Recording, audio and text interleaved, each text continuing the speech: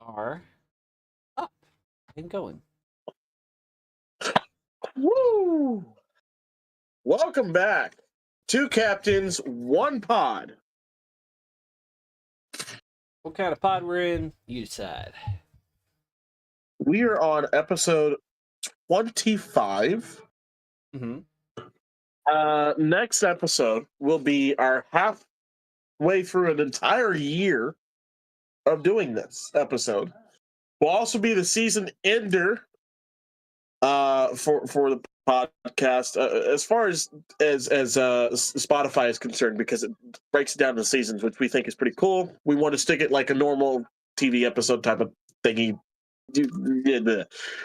Anyways, we are talking about Enterprise seasons 1 and 2 today. An episode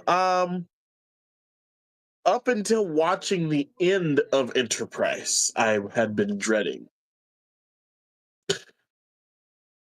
But I think I'm good to go for it. I love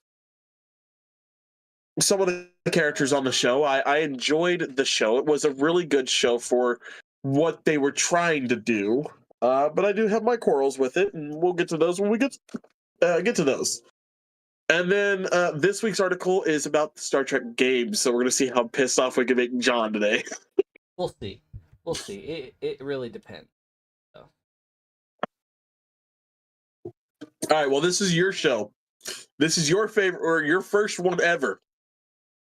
So you talk about this one. Let's go. You get into it. Oh boy, Star Trek Enterprise. I mean, it's not technically my first show. It's the only show that was on when I was alive. Before it all Fair came enough, back. Yeah. Like I said, most of the time I watched. I was about to say I would watch it like when it came out. From what I only remember ever watching season 4. Okay. Because, well, you were like 5 at that time. But I mean, all the times I've seen Enterprise after that, I love it. I love it so much. Yeah. That 100 years before the original series.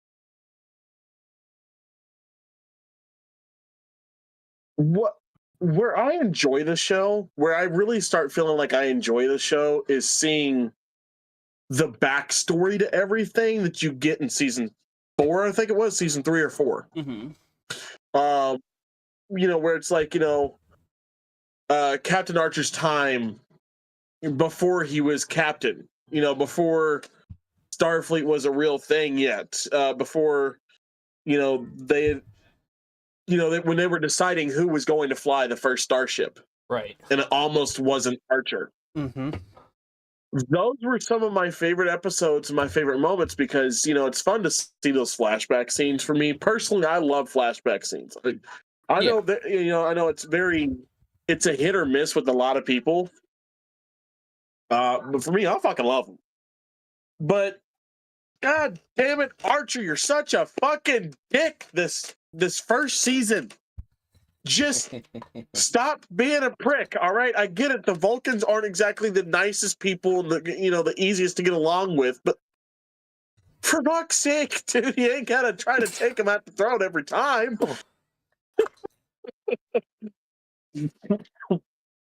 and then who was it? Gary, right? Gary something that plays Saval. Something like that, yeah. Yeah, I'll look it up in a minute. But yeah.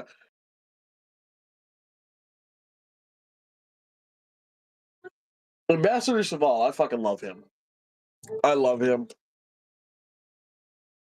When I first met the Vulcans, sitting watching Enterprise, I'm thinking, these guys kind of, for people that aren't supposed to show emotions, they sure are pretty stick up their ashes.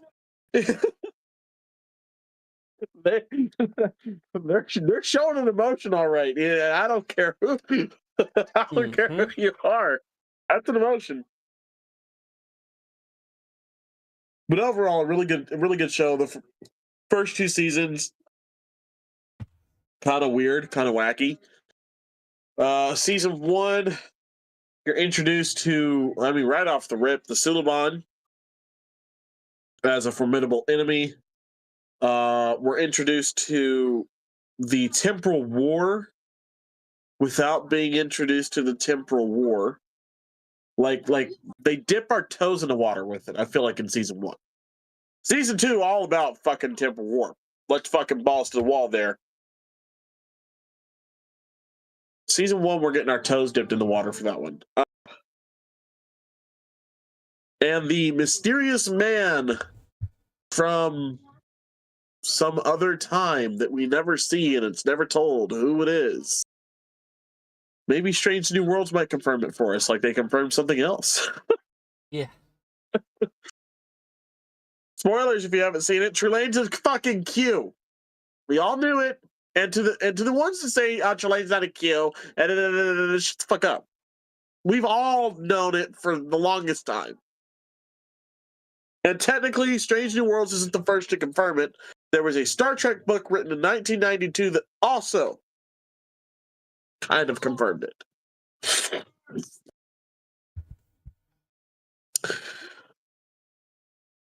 Out of the 2 seasons, though, we're talking about, I enjoyed season 1 a hell of a lot more than I did season 2.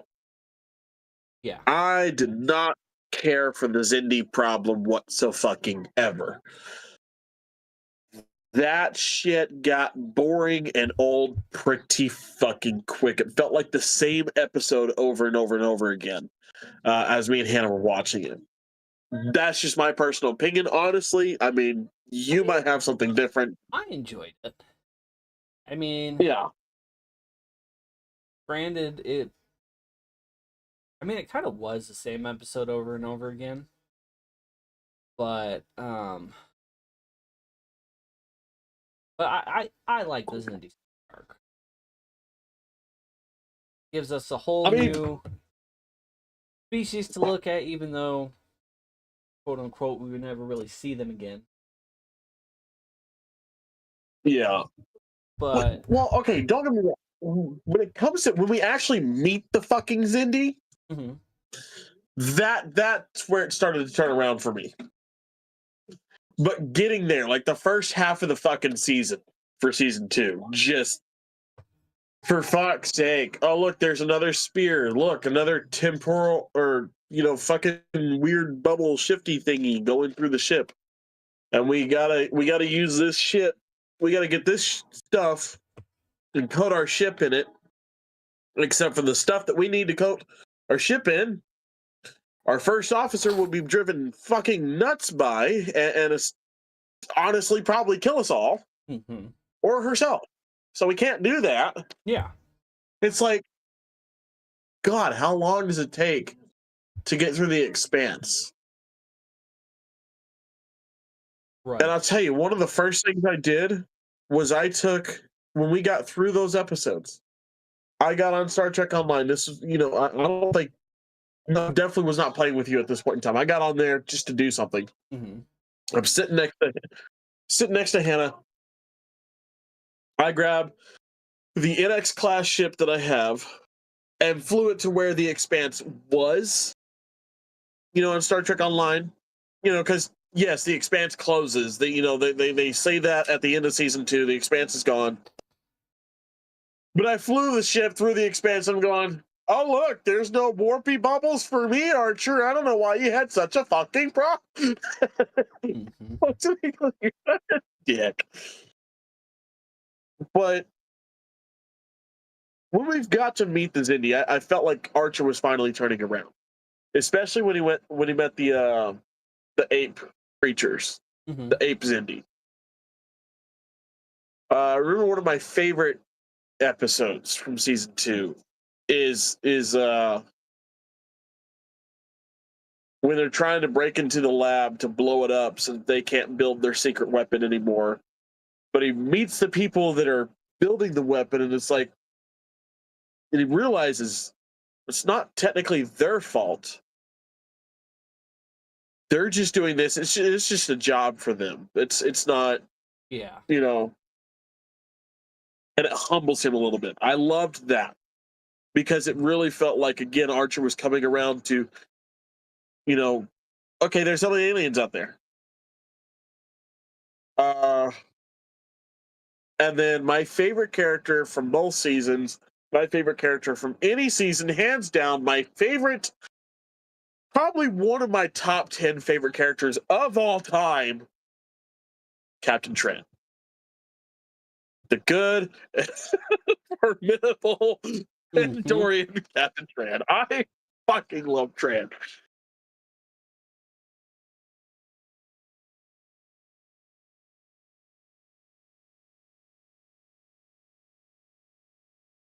Shit.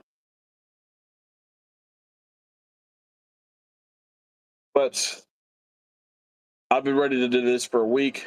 Been sitting on this. Let's get into it. The 6 best Star Trek games. Now, I'm going to warn everybody here.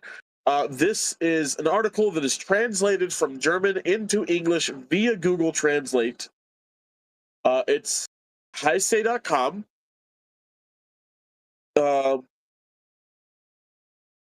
And this was written July 17, 2025. So, again, the wording might be off. Preface again, this is a German website translated in English.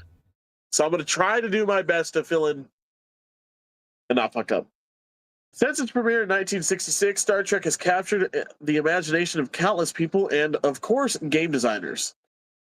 The crew of the Enterprise took its first foray into interactive territory on its 5th birthday in 1971. Mike Mayfield's Star Trek, written in simple, basic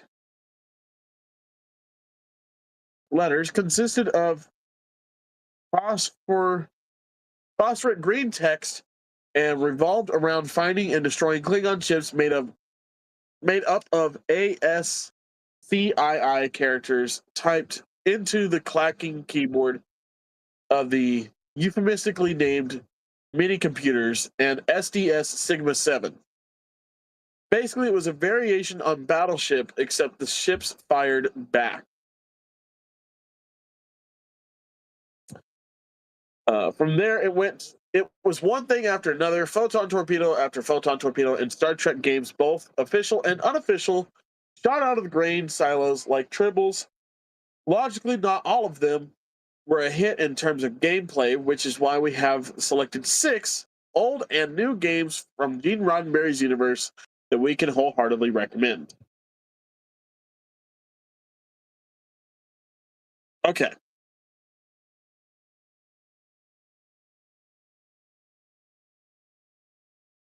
You call these the best. Let's listen to the master here and see what he thinks. Star Trek Judgment Rights, 1993. Have you heard about that one? Do you know about that one? Mm-hmm. Okay, that's number 6 on this list. Released in early 92 and thus just missing the celebrations implied by its name, Star Trek 25th Anniversary was a really good point and click adventure. It didn't exactly offer the most logical puzzles this side of the Delta Quadrant, but it was pure fan service, living and breathing the spirit of Star Trek like no other game before it. This was not least...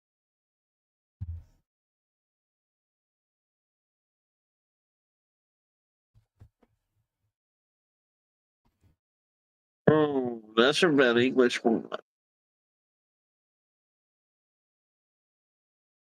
This was not liked by the entire original crew.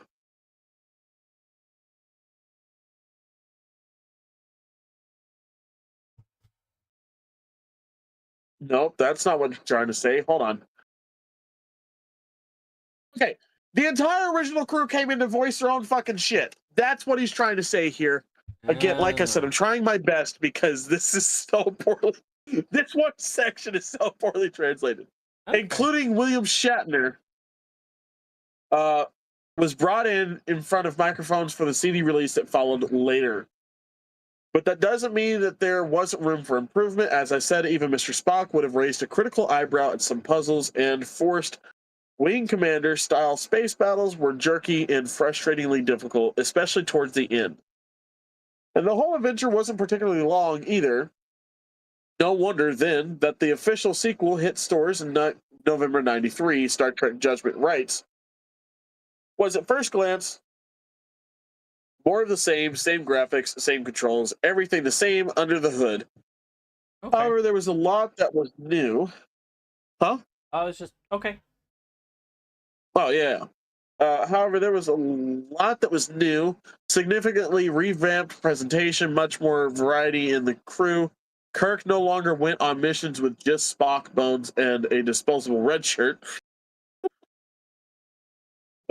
More extensive missions that now offered an overarching storyline, but the dreaded shooting missions were finally optional. Also, I wanna backtrack. Kirk going on missions with Spock, Bones, and a disposable red shirt. It has become a fun game for Hannah to play, where she will, when the background actor finally gets a name and gets told they're beaming down to the planet, she's like, she tries to guess which one dies first. And she's pretty good at it. She's gotten pretty good at it. I don't help her in any way. I'm more or less like, can you just enjoy the episode? She goes, I am enjoying it. But at number 5, Star Trek The Next Generation, A Final Unity, 1995. Oh. That's a real. I Between the first two games is absolutely phenomenal. Okay, so here we go. There's Star Trek Judgment Rights. Mm-hmm. There's Final Unity. Yep. I mean, that's gorgeous. And especially for a 95 game, those graphics are phenomenal. Speaking of puzzle adventures, on May 23rd, 1994, the acclaimed Star Trek sequel series, Star Trek The Next Generation, came to a thrilling conclusion with the award-winning episode All Good Things. It would be another year before fans could experience more adventures with Picard, Riker, Data, Worf, and Geordi LaForge. This time in a point-and-click adventure from a company that had not previously been associated with this type of game. The flight simulation experts at Spectrum Holobyte. Okay. But that didn't matter in the slightest because fans had a Final Unity. Gives you no reason to complain. The crew of the new Enterprise once again takes on the Romulans, and a mysterious artifact points to a long-lost civilization. There are lots of conversations to be had with friendly and unfriendly people and aliens, and a large part of the Enterprise D can be explored. And then, of course, there are plenty of away missions with tricorder scannings, lots of items, and some very clever puzzles. It's a blast. I've played this game a couple times now. It's an old MS DOS game. It's so much fun. I enjoy the hell out of it. Yeah.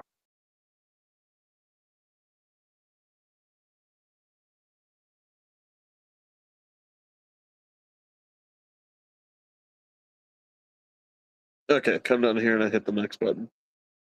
I was like, where's the rest of it? Okay, here you go.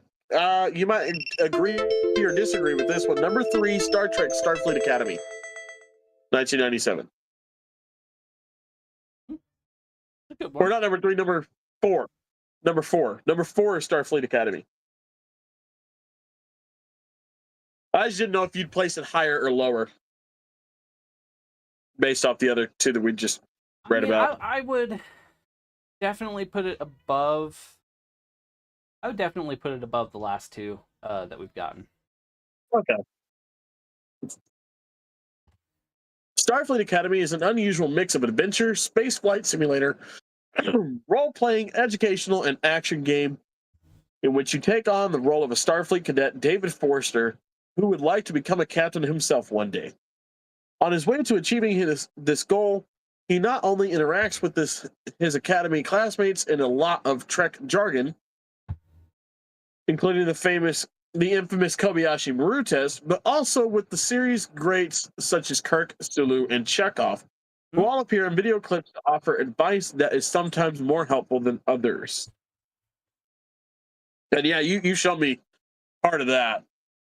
Because you were telling me what's his face was the body double for Kirk in some of those shots, right? Ooh.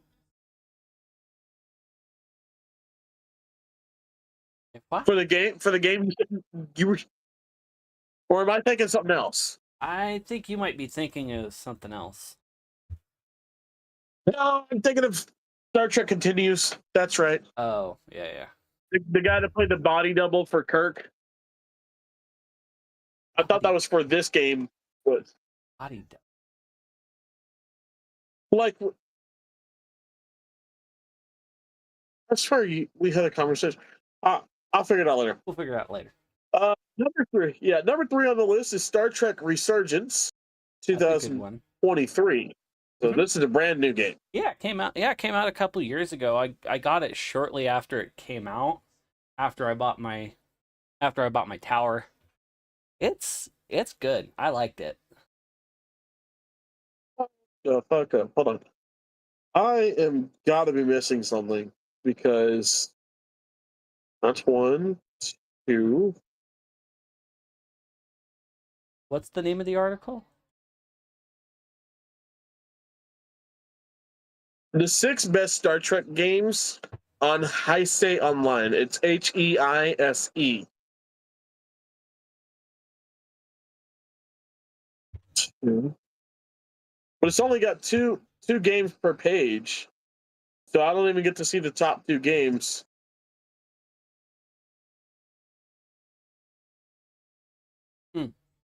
Well, fuck me, man. I've got I just pulled up a article called the 20 best Star Trek games. My list beat you. All right, well let's hear. Let's hear what. Okay. Star Trek Legacy. Now this is a game that's very near and dear to my heart because I played this game for a long time.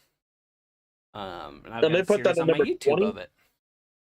Star Trek Legacy follows the player as they traverse through various Star Trek eras to fight against different races.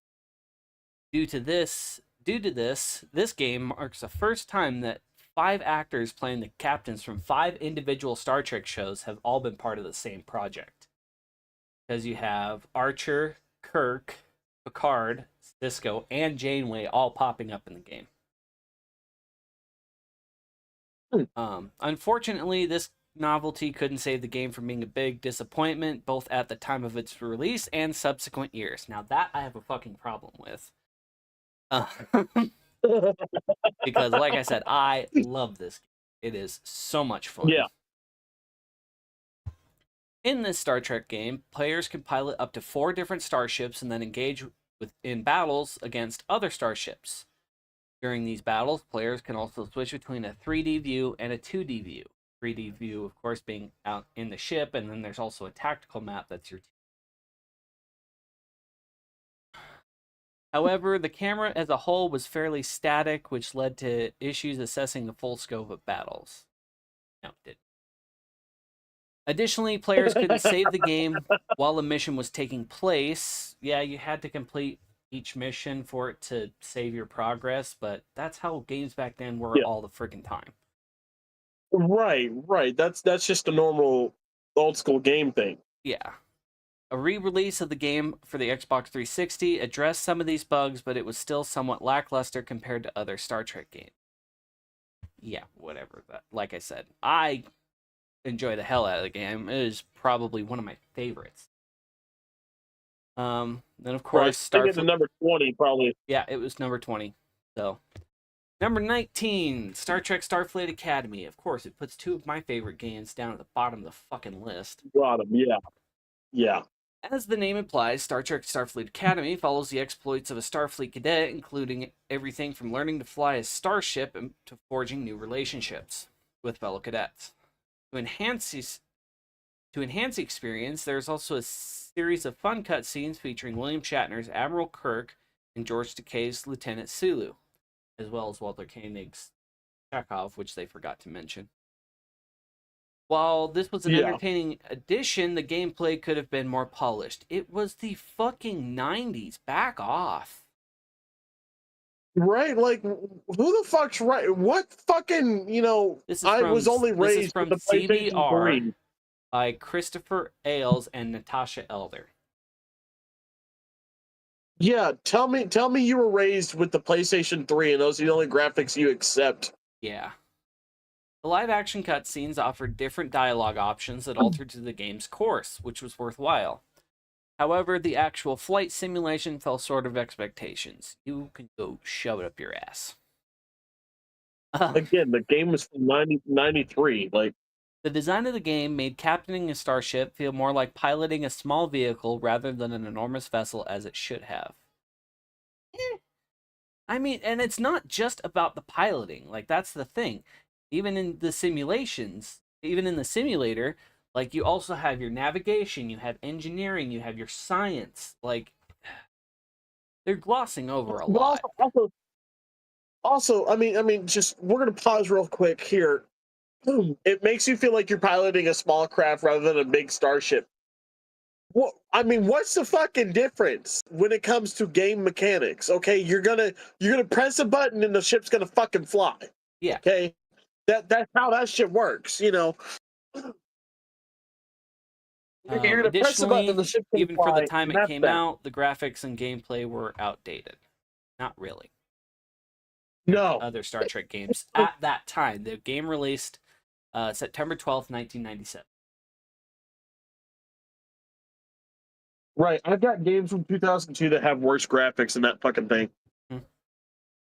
Okay, number 18 is another one we just talked about. Star Trek The Next Generation, A Final Unity, allows fans to play as Captain Picard.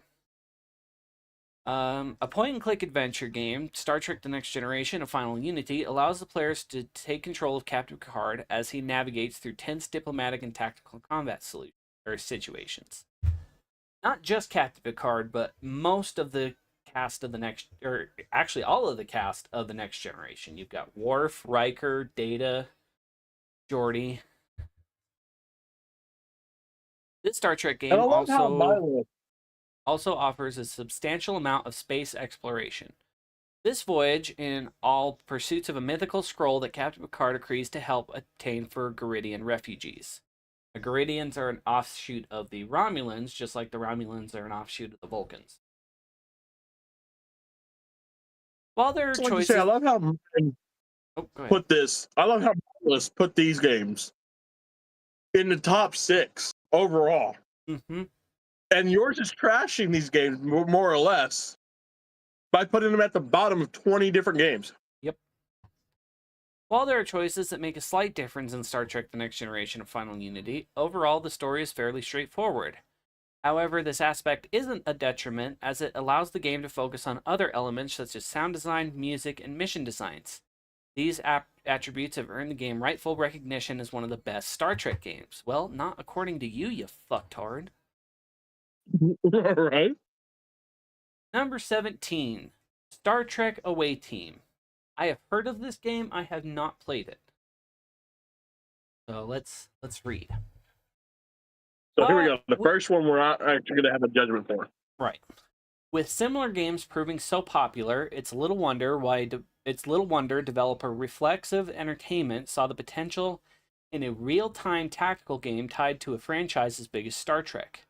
In Star Trek Away Team, the player leads their squad of Starfleet officers through various missions, taking on some of the most iconic enemies in the universe in the process. Additionally, the characters kept their same specializations as they have in the show, further linking the game to the existing Star Trek material. The main criticism of Star Trek Away Team was that it didn't have anything particularly new. All of its features worked to an acceptable level, but it didn't have anything approaching fresh or exciting. For big fans of the franchise, it could be a nice way to spend a few hours. However, for those hoping for an original and exciting tactical game, Star Trek Away Team left some hoping for more. I'm going to have to see if I can play this game and prove that one wrong too. I heard that say because I don't trust that. Yeah, I don't trust that either. Another one that I have not played. Huh? What crew did you get to play as in that game? So it was like it was an RTS. It was a real time strategy. So you get to play as just officers. Like there's no um, It's not a legacy crew or anything. not as far as I'm aware. No. Okay, let's take a look here. Next on the list, another game that I have not played but have heard of: Star Trek Deep Space Nine: Dominion Wars. This time, taking the real-time tactics to outer space and ship-based encounters, Star Trek Deep Space Nine Dominion Wars combine the two to provide a new experience. However, this Star Trek game suffers from many of the same issues as Away Team. Players could select their crew, ship type, and various upgrades to customize the experience and prepare for different encounters.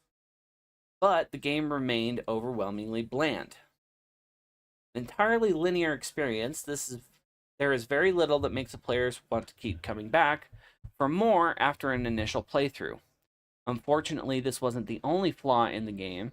The narrative for Star Trek Deep Space Nine Dominion Wars proved forgettable, and release was marred by several spectacular bugs that led it to being near unplayable for many. Once again, I'm going to have to try that one and see what's going on there. I want to see what he's got at the top. Just because, like, he's saying all these other games are kind of bland. What do you got at the top? Because I swear to God, you got some bullshit like Star Trek Online at the top. Your whole list is unequivocally. I would definitely say Star Trek Online ranks at least top 4. Oh, it's top 4. Don't get me wrong, but I'm saying like all these games where you get to play a certain character and go do certain things, stuff like that, where it like puts in a lot of these mechanics, especially in a time where having that much to a game was not heard of. And you want to call them bland? And you don't have that at the top? Your list is invalid to me. Another game that I have heard of but have yet to play, and actually one that a lot of people have heard of. Number 15, Star Trek Armada 2. So, with the popularity of games like StarCraft still ringing in everyone's ears, developer Mad Dog Software did everything in their power to replicate its many successes. Unfortunately, their efforts to do so wouldn't prove to be successful, at least with respect to Star Trek games. Instead, Star Trek Armada 2 became one of the many forgettable Star Trek games. This is probably the game that I have heard like the second most about. I don't know what this guy thinks he's talking about. Set in the next generation era of the show, well, actually more in the movies, not show, but What website is this? Huh? What website is this for him? CBR. I don't know what that stands for. So it's not Screen Rant. No. It might as well be at this point. I know you said Chris, and so I'm like, a guy named Chris wrote this. I'm like, yeah. I swear to God, this is Screen Rant. Right. So set in the next generation era of the show, not the show, it's set in the movies after the Enterprise D is destroyed.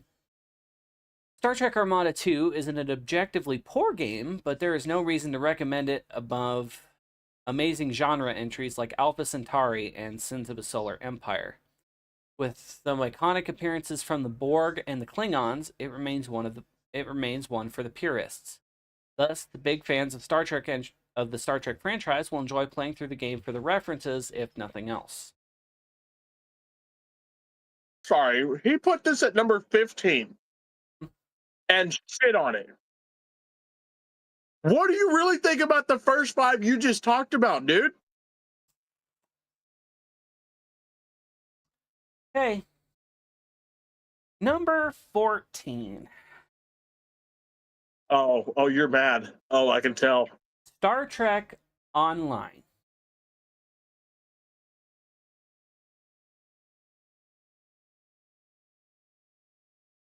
Okay. Let's try to know what you're talking about. Let's read. It was only a matter of time before Star Trek turned its attention to the perpetually popular MMORPG genre. But like many Titanic franchises, that attempted to do the same, it could have been a lot better. Star Trek Online had some cool features, like a crew-based crafting system and the ability to beam down and operate as a player character in certain settings.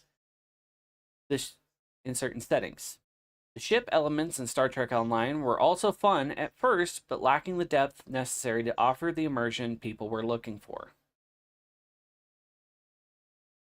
What do you want, dude? After the developer couldn't maintain the numbers needed to keep the MMO functional, they switched to a free-to-play model. Okay, so all of that was before it was free-to-play, back in the early days of 2010. This wasn't enough to cover the glaring issues with the voice acting and role-playing elements, and it remains deeply divisive. It remains a deeply divisive game among the community.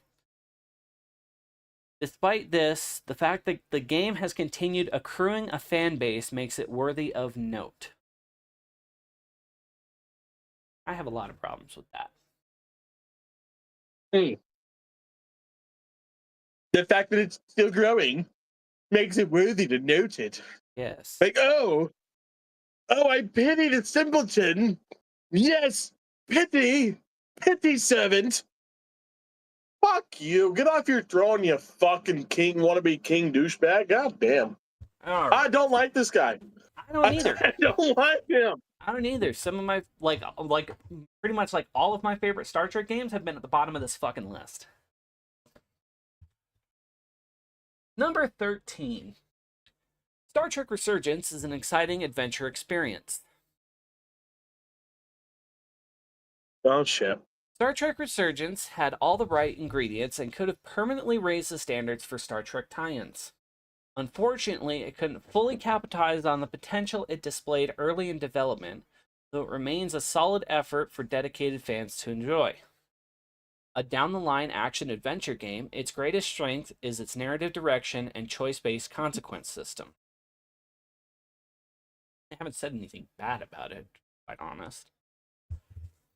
For a world that relies so much on diplomacy, implementing those features in Star Trek Resurgence feels like a fitting decision on the developer's part. On the other side of the coin, the minigames leave a lot to be desired, and some of the narrative threads don't feel as though they were properly resolved. The minigames, I feel like in any game, not just Star Trek games, leave a lot to be desired. Yeah, I mean, what narrative threads weren't properly resolved? Like, I just don't understand. Anyway, so there were still some improvements that could have been made. Despite some poor gameplay mechanics, those who enjoy visual novels will appreciate the game's style. Now, this is a game I have played, and I love the hell out of it. It felt like one of the old Traveler's Tales choose your own adventure game. Like Batman, not Traveler's Tales, because that's like Telltale. One of the old Telltale games is exactly what this game felt like, and I thought it was good. Yes, some of the mini games probably could have been a little bit better, but nonetheless, still, I think a great entry and should have made at least the top 5.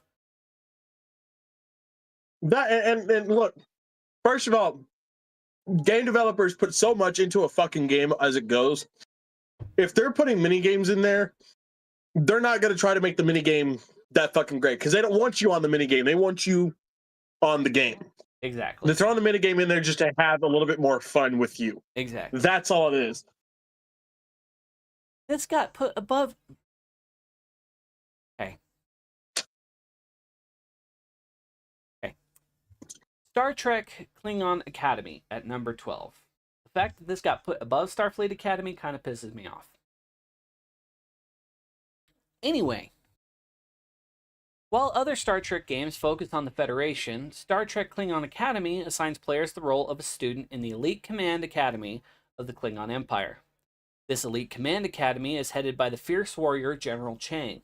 This game is actually, like, if you want to see both sides of the story, you play Klingon Academy and Starfleet Academy. Mm-hmm. So yeah, it had oh god, who played Chang? Why am I blanking? Christopher Plummer. Yes. Yep, he reprises his role as General Chang in this game. Klingon Yeah. Academy is a space combat simulator that follows the story set between the two original series movies, Star Trek V and Star Trek VI, which is the same story for Starfleet Academy. Klingon Academy was designed as a successor to Star Trek Starfleet Academy. Sorry, my screen keeps moving, so I lost my place. Mirroring the perspective shift of the Star Wars X-Wing and TIE Fighter games. Star Trek Klingon Academy's gameplay is more strategic than many other space combat sims. It's the same damn thing as Starfleet Academy. This is Romulan propaganda. That's what this is. This is Romulan propaganda. It's gotta be. Making the battle experience much more tactical. This proved to be a good shift, providing a more engaging experience than its predecessor. Fuck you. Moving on. Star Trek Birth of the Federation. This is one I have not played, but once again, one I have definitely heard of. The scope of Star Trek Birth of the Federation is impressive. Not only are there 5 playable civilizations, but also 30 minor races that the players encounter throughout the gameplay. Each of the civilizations gives different advantages, which means the choice carries consequences. Similarly, the 30 minor races offer various benefits to the civilization ruling over them, offering incentives to rope them up into the player's empire. The strategy involved choosing civilizations and incorporating minor races is just the start. The actual choices made to expand the empire also matter. However, the game can be quite challenging, making it the perfect for strategy enthusiasts, but somewhat less accessible for casual gamers. Moreover, the races have benefits for the game, but they don't behave much like they do in the rest of the Star Trek franchise. While this may not matter much to non-Star Trek fans, it's a bit of a letdown for those who love the franchise. Interesting, to say the least. This one I have kind of played, but this next one I have kind of played, but it's an interesting experience to say the least. Star Trek Invasion for the original PlayStation. In Star Trek Invasion, players control an ace starship pilot in the Red Squad Tactical Strike Force led by Lieutenant Commander Worf, voiced by the actual actor Michael Dorn. Players fight through a multitude of space combat missions while they try to uncover the mystery of a surprise Romulan attack, a Borg invasion, and a renegade Starfleet captain. This combination of objectives leads to a captivating experience. Star Trek Invasion plays similar to the Colony Wars PlayStation games, which makes much sense given much of the same development team worked on both, featuring combat that's challenging but fun. While returning to this game from the 2000s may reveal some of the cracks, it's still one of the best Star Trek experiences on console. There's an opportunity to play the game with friends, adding another layer of enjoyability. So in this game, you're not in a starship, you are in a fighter. Not a Peregrine fighter, but a Starfleet fighter. You're basically a Starfleet fighter pilot, more or less. Now, this next one I have played extensively. Star Trek Bridge Crew. Star Trek Bridge Crew puts players in the seats of the iconic Starship Enterprise. 2 Enterprises, and a ship that was created for the game. The game was originally VR only, but Ubisoft updated it to allow standard gameplay as well. This turned out to be a great decision, as it broadened the playability of the game to a wider audience. While gamers can play Bridge Crew on their own, the real fun comes when players enter a lobby with their friends. Each player must operate a single position on the starship's bridge, from the captain's chair to navigation, tactical, and ops, barking orders at each through in-game voice communication. Teamwork is key in completing missions. Bridge Crew features the original Enterprise bridge from Star Trek, as well as the Kelvin Timeline bridge. But it's not the Kelvin Timeline Enterprise. That's where you've got it wrong, you jackass. Mhm. Anyway, creatives later added DLC that lets players command Picard's Enterprise from Star Trek The Next Generation. If you ask me which one is the funnest to play, it's the original series Enterprise, for sure.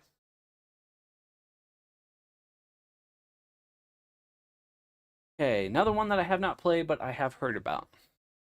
Star Trek Armada, the first one, not two. In Star Trek Armada, players build fleets of ships and space stations to fight against the Borg. To do so effectively, the player must somehow unite the forces of the Federation, Klingons, and Romulans. Each of these factions, along with the Borg, is playable, offering a player a variety of experiences. Additionally, each faction has an accompanying array of ships, further influencing the outcome of the battles. Star Trek Armada expertly handles switching between each of these factions, with 20 missions divided equally between each. Plus 1 part for the actual battle against the Borg. The combat takes place in real time, making the gaming experience engaging. Overall, Star Trek Armada makes for a thrilling experience that wonderfully incorporates elements from various Star Trek shows, which is sure to please fans. This next one I have played, but I have not finished. Okay. Star Trek Elite Force 2. This is a game that a lot of people may have heard of. Star Trek Voyager Elite Force puts players on the elite hazard team of the starship Voyager. In the sequel, Star Trek Elite Force 2, players return to controlling Alexander Monroe, a member of the hazard team, but on the Enterprise E.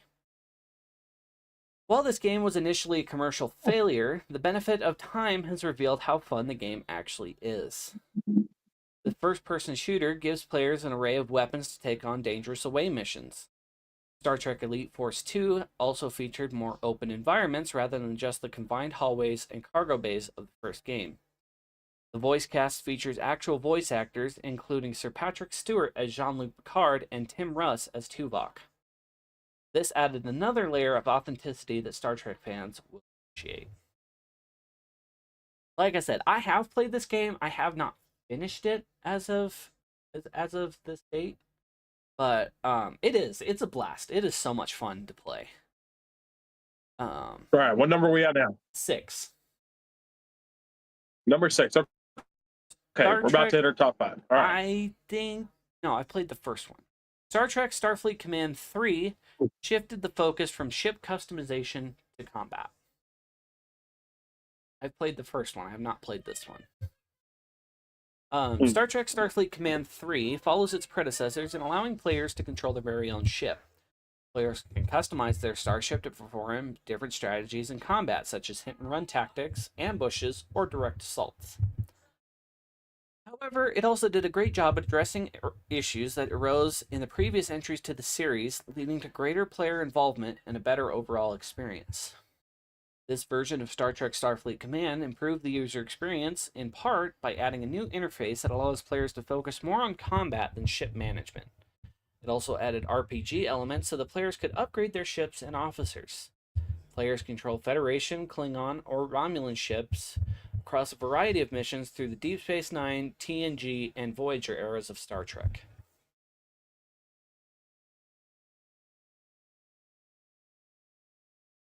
Next one is a very interesting. We're on number 5. And this is the first Star Trek Starfleet Command. This one I have played. And again, it's interesting. The standalone expansion. Oh, no, this is an expansion. Never mind. This is Star Trek Starfleet Command Orion Pirates. So it builds upon the universe set up by the base game Star Trek Starfleet Command 2 Empires at War. Players take control of one of the 8 factions in the original game, such as the Federation, Klingons, or Romulans. This variety encourages players to replay the game in order to experience the story with a different set of loyalties. Players can either challenge the Orion pirates and attempt to defeat them or join up with them and move toward the goal of dominating the entire sector. This is another major choice that lends to the game's replayability, as players want to see where both choices lead. Furthermore, the combat in Starfleet Command Orion Pirates is very strategic and tactical, as players control many starships that are both new and familiar to fans. Okay, number 4, this next entry, another one I have not played but have heard of. Star Trek Deep Space Nine: The Fallen.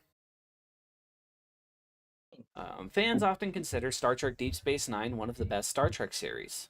Its popularity led the show to receive a third-person shooter game adaptation in 2000. Fittingly, this game is also one of the best Star Trek games. While gameplay is fairly generic for a third-person shooter, the intriguing story and overall Trek atmosphere work well. The story of The Fallen, which is loosely based on a series of extended universe novels, follows Captain Sisko, Major Kira, and Lieutenant Commander Worf as they try to secure powerful red orbs to prevent the resurrection of the Pa-Wraiths, an evil race from Bajoran legend. Players can play as any of the 3 characters, but the game only reveals the full story when players complete each character's campaign. Thus, there is plenty of game to enjoy. Yes?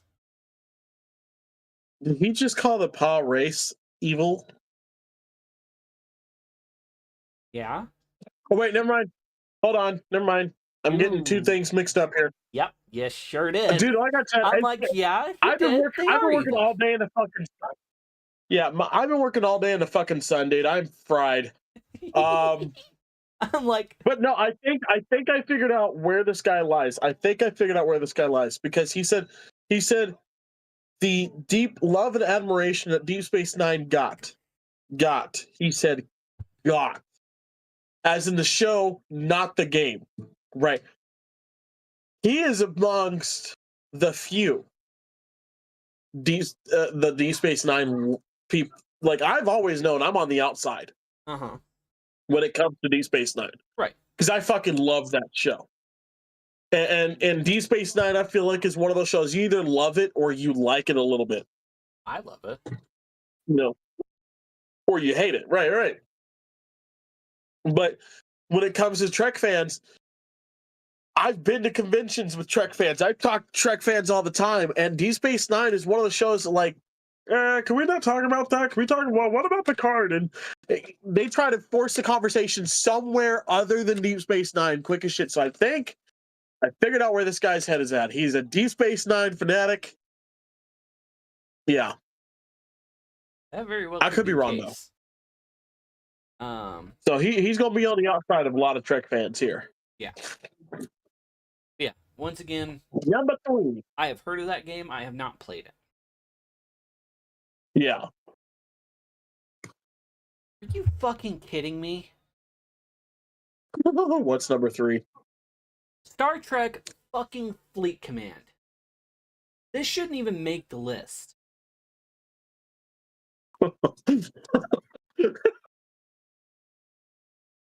Oh, shit. That bad, huh?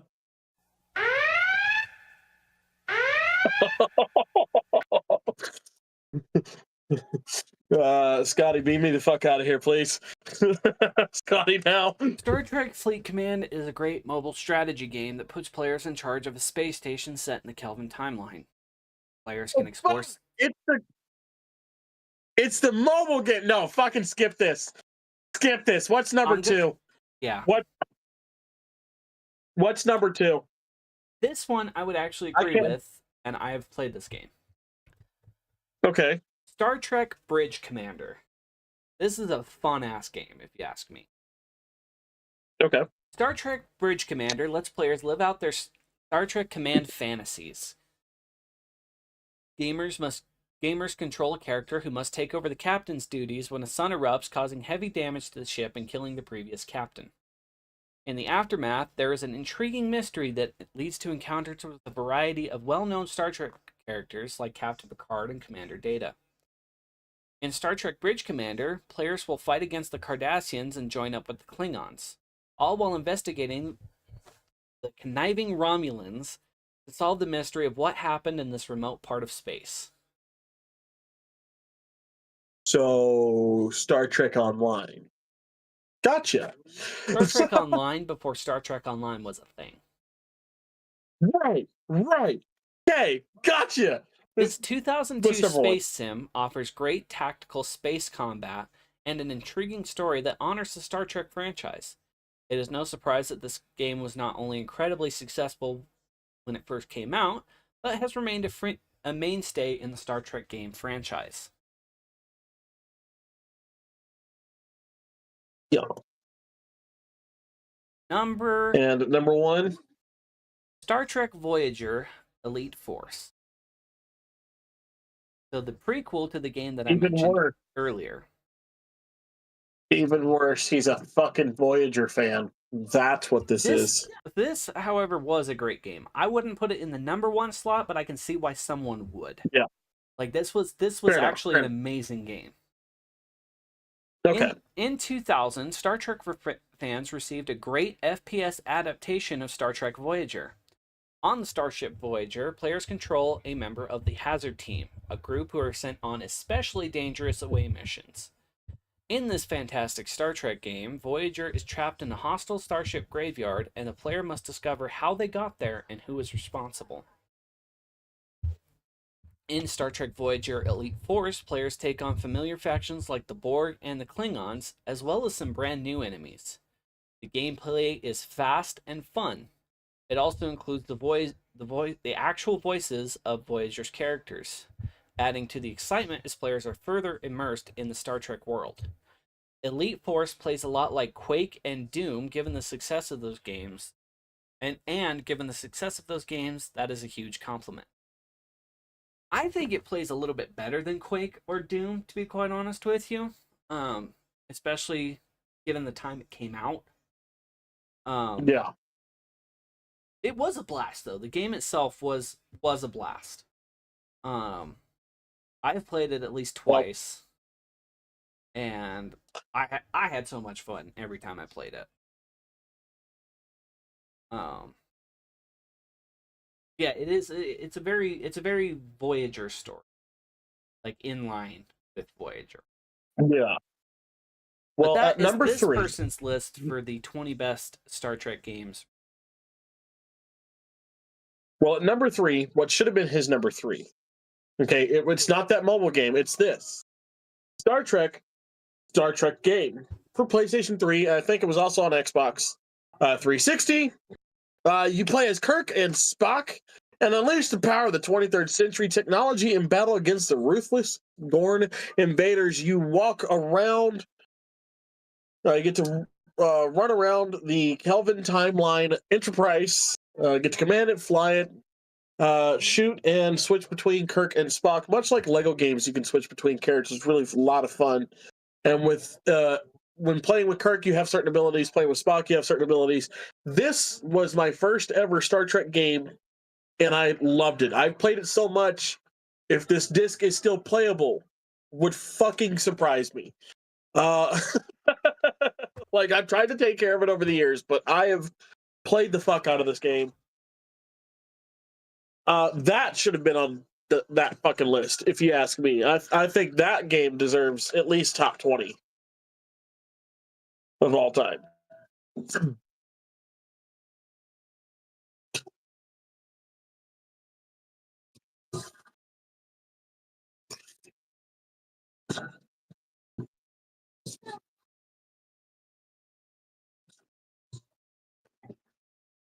I think we need to start writing our own articles at this point in time. Yeah. But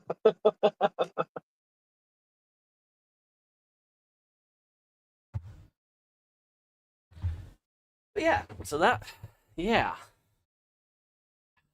happened.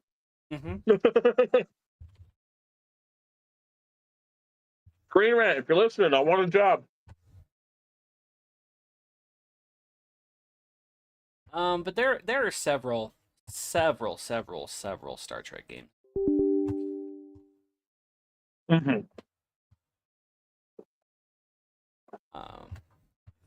Matter of fact, when we were at Retro, I went by a gaming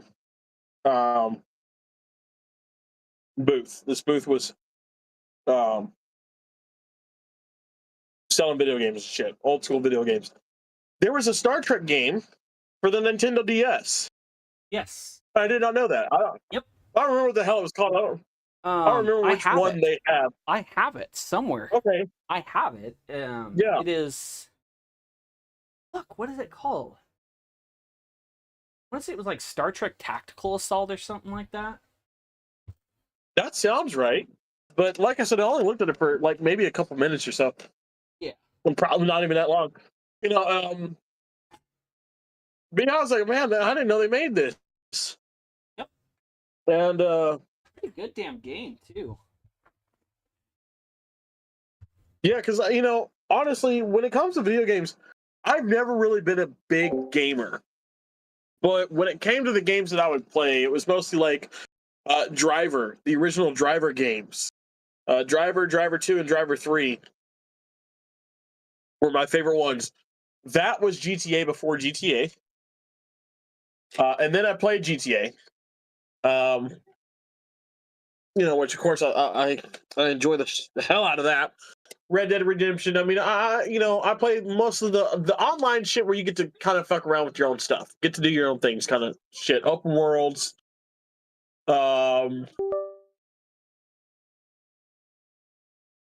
Just, you know, stuff like that.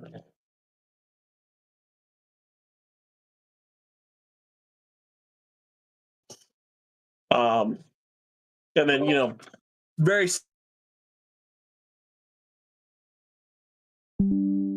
seldomly you throw in Minecraft in there, you'll throw in stuff like Fortnite, you know, just a little bitty, you know, make you feel good kind of games in there every now and then. But, you know, more or less, that's the kind of shit that I game. And I never really found out about Star Trek games until probably 2016. Going to the Star Trek 50th anniversary convention here in Dallas. Yeah. But, like, you know, not only.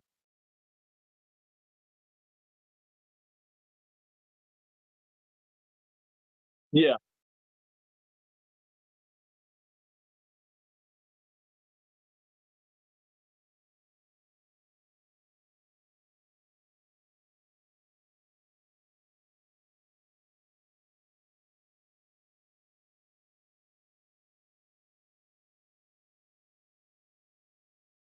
Yeah.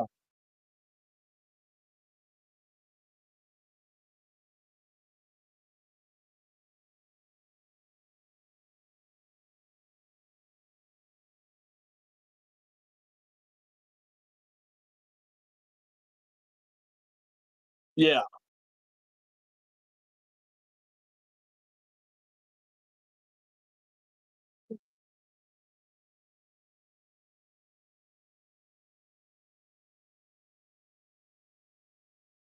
Oh, I'm like, oh shit! I saw it on my screen. Is oh shit? What's going on with the with the? uh,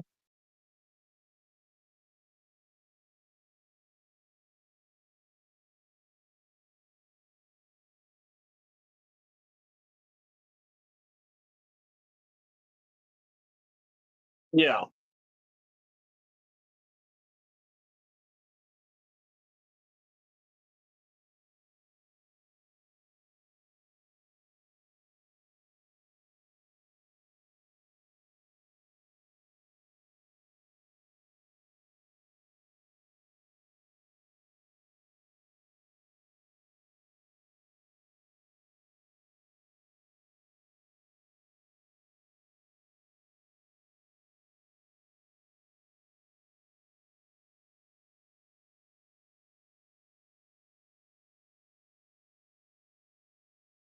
Yeah.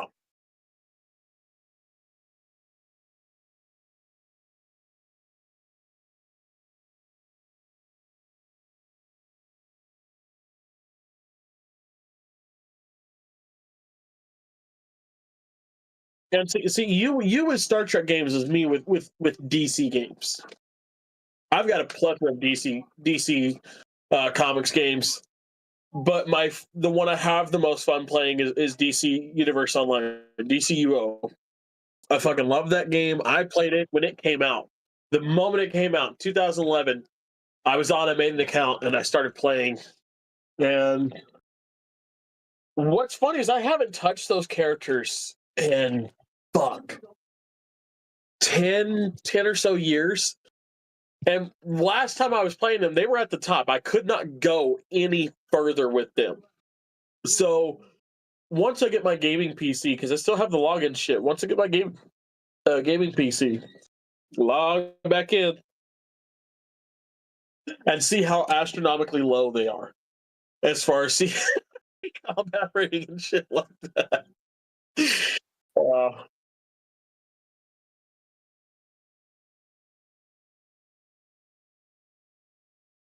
I had my sound on. Nobody's been able to do that since I turned my camera off. But Star Trek Online is a game that, like, once I started playing, I have never really stopped playing at all. Yeah. Like, I used to download it on all the school's computer. It's like, and it would only appear like when I logged in to the computer, which I thought was funny. But like, and then I got a laptop at home that I could play it on. And then I got a laptop after high school. And I played it all the time on there. And then in 2019, it finally came to Xbox and PlayStation. Right. So I got myself a PlayStation 4. And yeah, I haven't stopped playing since. Yeah, and then you got me hooked on it. Mm-hmm. And there we go. You start off with 10 character slots. Yep. I've got 10 fucking characters. Yeah. I've had more. Fucked up part is I've had more. You know, the thing is, I've had to delete them to get different ones I want to do. Across all of my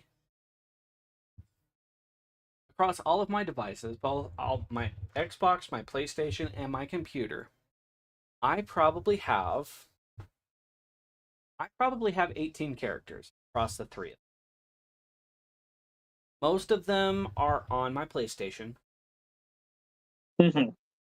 And then, but like my first ever Star Trek Online character is on PC.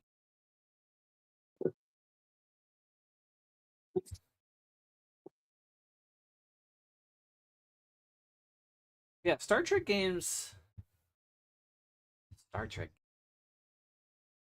Mm-hmm. They're just they hit a different way. I feel like, and, right. Because it feels like, you know, not only are you getting a classic Trek story, you're furthering, you know, your love for it, but it feels like in a way you control what happens. Mm-hmm. Yeah, sure, there's data and stuff like that, and you know, blah blah. You're not really in control. You just choose which path you take. But it feels like you're in control of the missions. Mm-hmm. You know, you're in control of what happens to your crew, to the crew. You know, whether that's Enterprise, original series, Next Gen, Deep Space Nine, or Voyager. Mm-hmm. And I'm sure there's, you know, there's an Enterprise game out there. And I gotta say, I'm surprised we don't have a Discovery or a Strange New World game. Not an Enterprise game out there. Really? The only one that comes close is Star Trek Legacy. Damn. Right? That and then of course Star Trek Online, because you can get the NX on there. Right. Those are the only two that even come any kind of close to a quote unquote dedicated like Enterprise game. Even then, Star Trek Online doesn't really, like, Star Trek Legacy beats that one out because you actually play as Enterprise. Right. I mean, not surprising. No, I'm not gonna lie. That is, honest to God, I figured it would have been, because like I mean, the Kelvin timeline got one game. They got one game. Yeah. But yeah, I'm surprised we don't have a Discovery one. I'm surprised we don't have a Strange New Worlds. Again, the only time you can get that is playing Star Trek Online, and even then, if you choose the Discovery character, it's just until you get out of the intro. Mm-hmm. Which is just like the original series character. Yeah. But, and then, yeah, sure, you can keep the uniform. You can keep the ship style and all that stuff. Do what you want to do with it.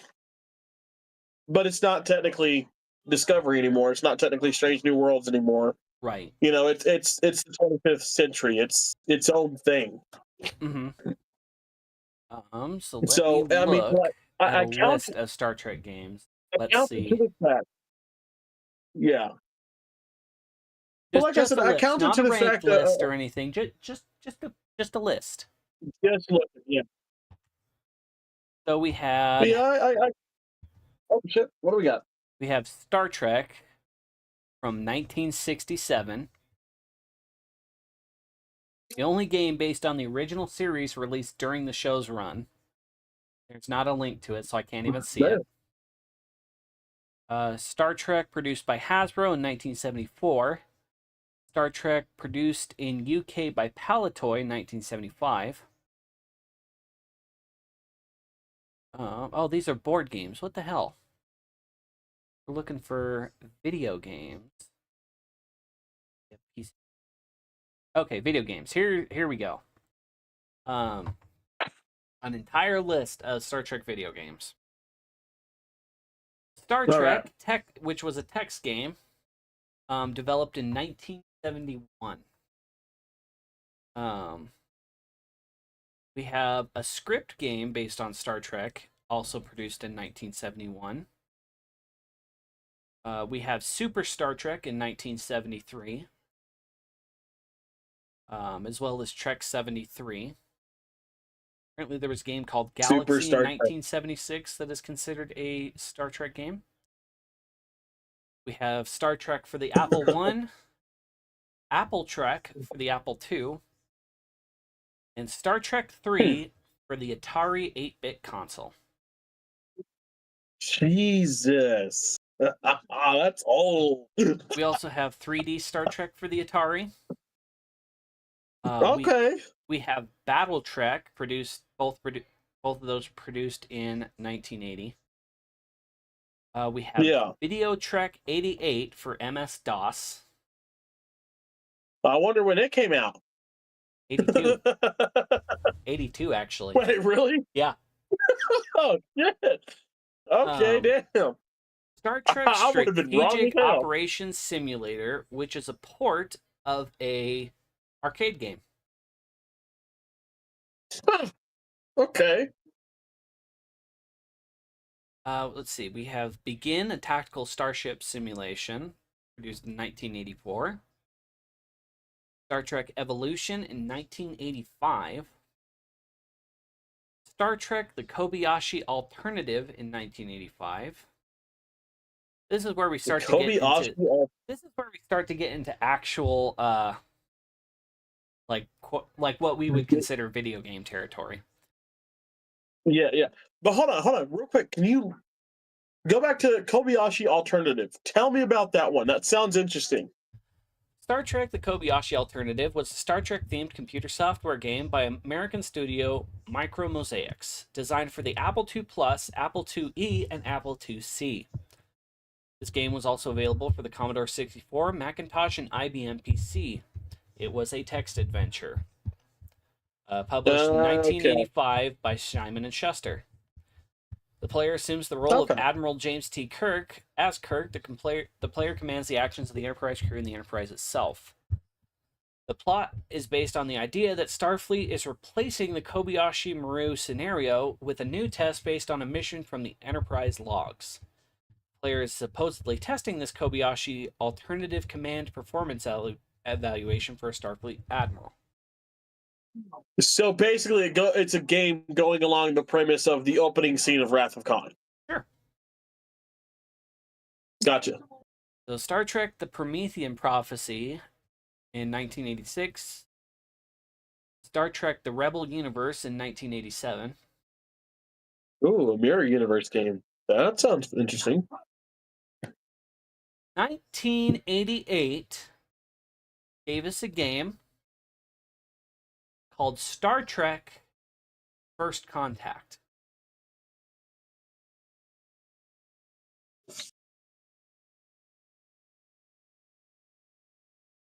Read into that. Uh-huh. Star Trek First Contact is a game which Captain James T. Kirk of the Enterprise must contact aliens who are sending out a pulse signal before the Klingons can reach the alien. Kirk will also need to complete his current diplomatic mission of attending a ceremony on mineral-rich Gothica for the coronation of its Prince Clavis. Interesting. Mm.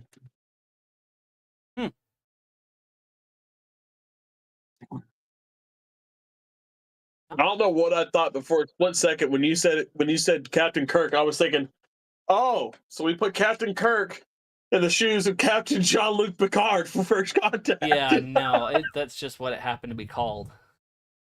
Yeah. We have Star Trek V: The Final Frontier in 1989. So the tie-in game for Star Trek V. Star Trek: The Next Generation: The Transinium Challenge. The fuck? I have no idea. There's no link for it. Apparently nobody has any information on it. Oh, fun. And then we have the sequel to Begin, a tactical starship simulation with Begin 2. Here's where we start getting into familiar territory. Star Trek 25th Anniversary in 1992. Star Trek Judgment Rights in 1993. Final Unity in 1995. Both Star Trek Klingon and Star Trek Borg in 1996. Let's see. Star Trek Deep Space Nine Harbinger, also in 96. Starfleet Academy and Generations in 97. Star Trek Pinball in 1998. Star Trek The Next Generation Klingon Honor Guard. Star Trek The Game Show, and Star Trek Starship Creator, all in 1998. How does pinball You're count asking as the a wrong video? person. I have no idea. Because it was Star Trek themed pinball. I have no freaking clue, dude. Yeah, how does that count as... I don't know. I don't know. Yeah. I'm going to have to ask the 80s people that I know. 1999 gave us Star Trek Trivia Challenge, Star Trek The Next Generation Birth of the Federation. There was a canceled game called Star Trek Secret of the Vulcan Fury. I don't know what that's about. Star Trek and Star Trek Starfleet Command all came out in 1999. As well as the Vulcan Fury. As well as Star Trek Hidden Evil. Oh, the lovely year of 2000. Let's see. We have Starfleet Command Gold Edition, Star Trek Armada, Deep Space Nine: The Fallen, Star Trek Conquest Online. Like it's a board game that's been converted into a video game, which was quite popular at the time. Klingon Academy, Star Trek New Worlds, Starfleet Command 2, Starship Creator Warp 2, and Voyager Elite. All came out in wondrous year. Good old 2001. We have Deep Space Nine Dominion Wars, Armada 2, Away Team, Orion Pirates, Starfleet Command 3, just up to Orion Pirates. 2002 gave us Starfleet Command 3 and Bridge Commander. 2003 gave us Star Trek Elite Force 2. 2005 gave us Star Trek The Next Generation Stranded. 2006 gave us Star Trek Legacy. 2009 gave us Star Trek DAC. 2010 gave us the one game that has still lived on to this day, Star Trek Online. Yep. Star Trek, the video game, came out in 2013. We have Star Trek... Which that's the one that I picked up early. Mm-hmm. Star Trek Alien Domain came out in 2015. We have Star Trek Timelines, which is a mobile game. Came out in 2016. Bridge Crew in 2017. Star Trek Prodigy Supernova in 2022. Star Trek Resurgence in 2023, as well as Star Trek Infinite. And those were just the computer games. That's not counting the consoles. So we have Star Trek Phaser Strike in 1979 for the Microvision.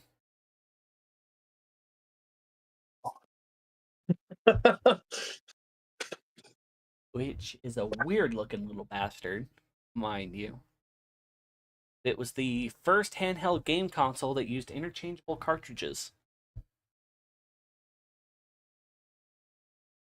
We have Star Trek The Motion Picture in 1982. Which I have heard of this game, actually. Really? Yeah, it's just like a little, it's just a little like our old arcade shooter type game. Okay. We have, of course, 25th anniversary. Star Trek The Next Generation Futures Past in 1993, as well as Star Trek The Next Generation. Which those games released on... So Futures Past came out on the Super Nintendo, the Sega Genesis, and the Sega Game Gear. Star Trek The Next Generation came out on Game Boy, the NES, and Game Gear. We have Star Trek The Next Generation, Echoes of the Past, Game Gear, Genesis, and Super NES. Star Trek Generations Beyond the Nexus for the Game Boy and Game Gear. Then we have Star Trek Starfleet Academy, Starship Bridge Simulator for the Super NES and the 32X. Completely different game from the Star Trek Starfleet Academy we were talking about earlier. Right. We have Deep Space Nine, Crossroads of Time for the Genesis and the Super Nintendo. And then we have Star Trek Invasion for the PlayStation. That one only came out on the PlayStation. And then the other ones we talked about. Oh, yeah. Now this is a game I'd love to get my hands on. Star Trek Shattered Universe. Yeah. It puts Sulu, like regular Sulu, has switched places with his mirror universe counterpart in the timeline of the movies. It's a game I'd love to get my hands on. Came out for the PlayStation 2 and the original Xbox. Now, I have an original Xbox. So, like I said, it's a game I'd love to get my hands on. I've got the original PlayStation, or I've got the PlayStation 2 as well, so fuck yeah. Yep, that must have been the one you saw. It's Star Trek Tactical Assault. Came out for the PlayStation Portable and the Nintendo DS. Okay, yeah, Tactical Assault. That'll be it. Yep, and if I, because I used to have a working Nintendo DS, it included music that was featured in Star Trek Legacy. I've got a working Nintendo DS. I just don't know where the fuck it's at. Right. And then we had Star Trek Encounters for the PlayStation 2. Have Star Trek Conquest for the Wii and the PlayStation 2. Then, of course, all of the other games that we brought up since 2006 were featured across all platforms. Yeah. The Wii is old enough to be with the PlayStation 2? That's just the two platforms it released on. The game Star Trek Conquest was released in 2007. Right, and the 3 wasn't released yet. Not yet. Yeah, so the Wii is, I mean, 2 years just later, about as Star old as Trek PlayStation 2. DAC would come to the Xbox 360 and the PlayStation 3. PlayStation 3, yeah. Huh. Yeah, that's kind of what I said. I guess I forgot how old the fucking Wii is, honestly. Pretty damn old. Yeah. Pretty goddamn old.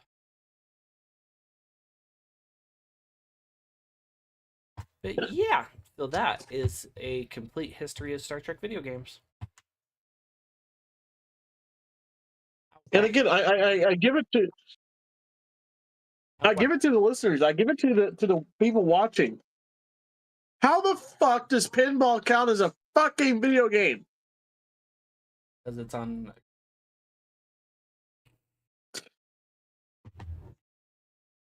I mean, if that's the bare minimum that we're calling a fucking video game, then fucking Monopoly is a goddamn video game. Shit. I mean, yeah, kind of. There is a version of Monopoly that I play on my computer all the fucking time. Mostly because I don't. Mostly because I don't want to go and find the fucking board.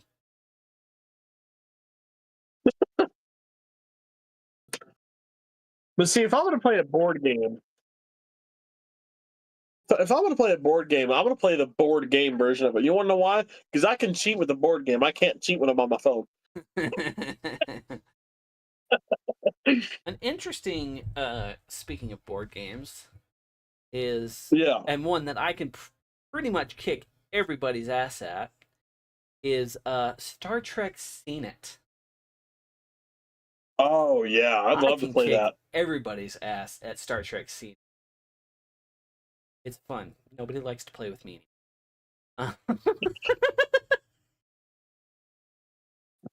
Dude, they have Star Trek the original series Monopoly. They have Star Trek the Next Generation Monopoly.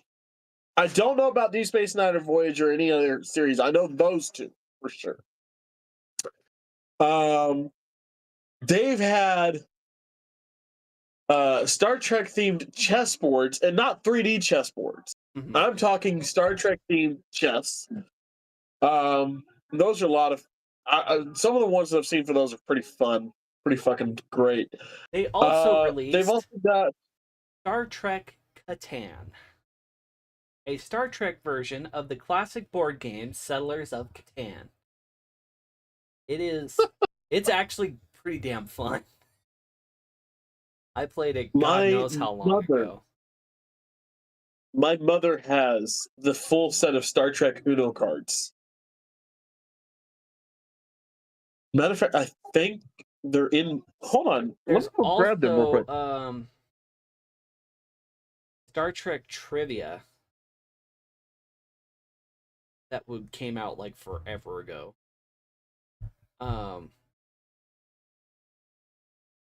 that one was it was.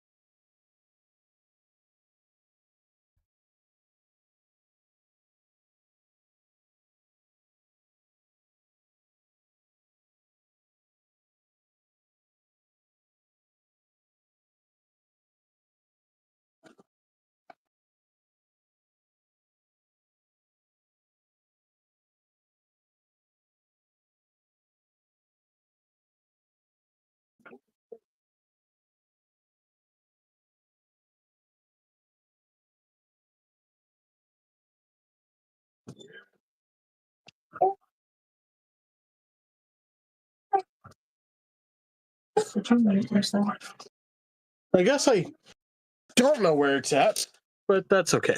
Well, here, I found 70 Star Trek trivia questions for Trekkies. I want to see how many of these you actually know. All right, let's go for it. All I'm gonna right, fail. question number 1. In Gene Roddenberry's original treatment for Star Trek, what was the name of the starship?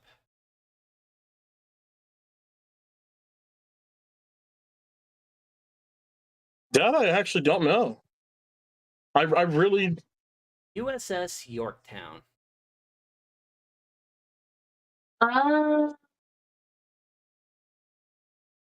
makes sense. Uh-huh. Yeah, I'm like, these are good questions. That's why I was like, ooh, you're gonna yeah, like this yeah. one. Who was the first actor to play a member of all 3 of the major alien races in Star Trek?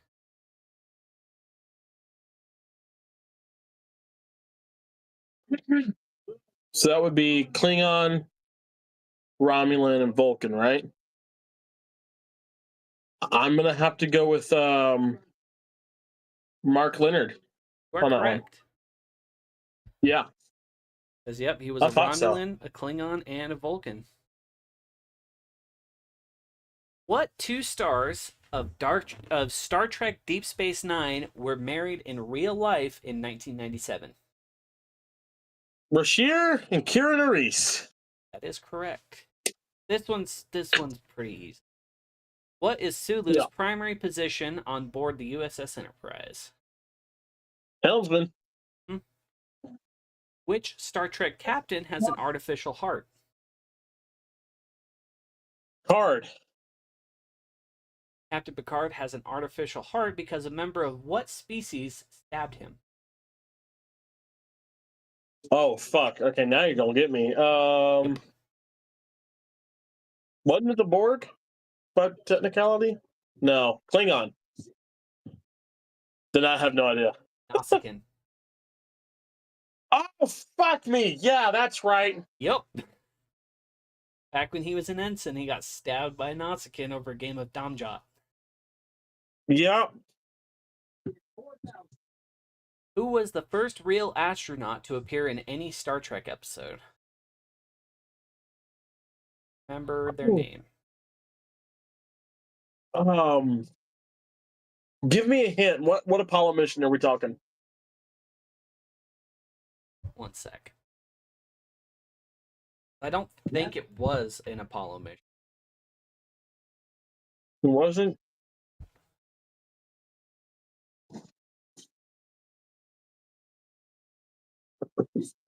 She definitely made a first. Sally Ride. No. No, not her. Then I honest to God don't know any other female astronaut name. Jemison. The first, Okay, yeah. the first African American woman to travel into space, where she served as a mission specialist for the Space Shuttle Endeavour. Yeah, see, I wouldn't have been able to guess that if you'd give me a million tries. Why the fuck wasn't she on our fucking guest stars from last week list? I don't know. Yep. You know what? No, I know. NBC rejected the pilot for Star Trek. What famous comedian got them to take another look? Lucille Ball. Yep, the godmother of Star Trek. Yep. What is Deanna Troy's favorite food? Oh shit, I wouldn't know that one. Chocolate. Fucking course. All I had to do was just fucking guess. What weapon did Kirk and Spock use when they fought for possession of T'Pring during Spock's Pon farr ritual in Amok Time? You remember what that thing is called? I don't remember what it's called, but I can see it in my fucking mind, and we're watching that episode tomorrow. We will be getting to that episode. It is called a Lirpa. That's Vulcan what it Lirpa. is. Okay. Dude, I could see it in my mind. I know exactly what it is, but I Ooh. could, yeah. I kind of wonder if you know this one. I knew this one, but I don't know if you knew Uh-huh. this. Who was originally cast as Captain Janeway? There was another cast before. Yeah, did screen Really? tests and Yeah, everything, but quit after like You- 1 day. you got me on that one. I may fuck up this name. Genevieve Bujold?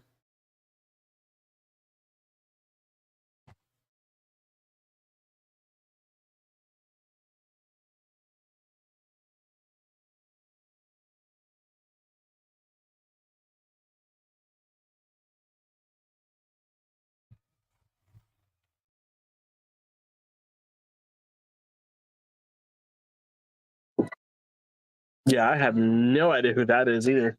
Yeah, let me pull Honestly, it up. I mean, well, I probably might know her face, but I wouldn't know her name. At least not like that.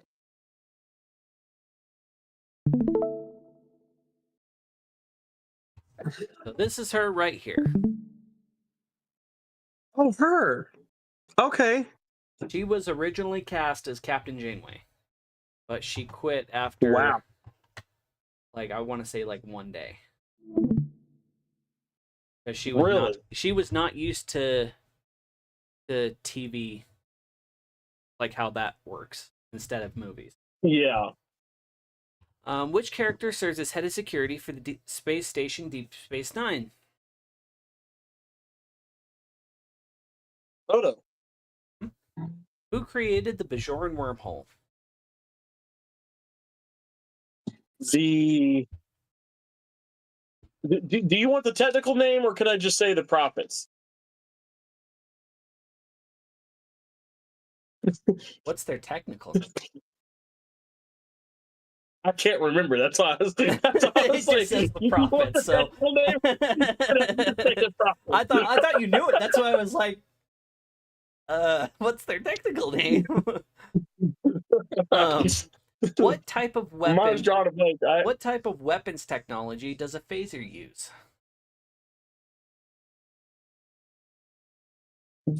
Explain the question. Hold up. What? So what kind of, like, what does a phaser shoot? Like what comes out? Laser. Huh? Lasers. No. A particle beam. Particle beam. Mm-hmm. Photon laser.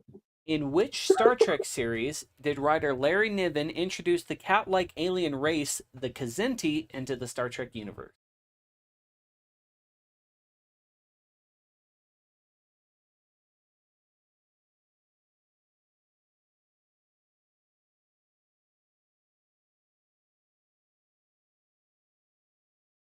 It's not the original series, is it?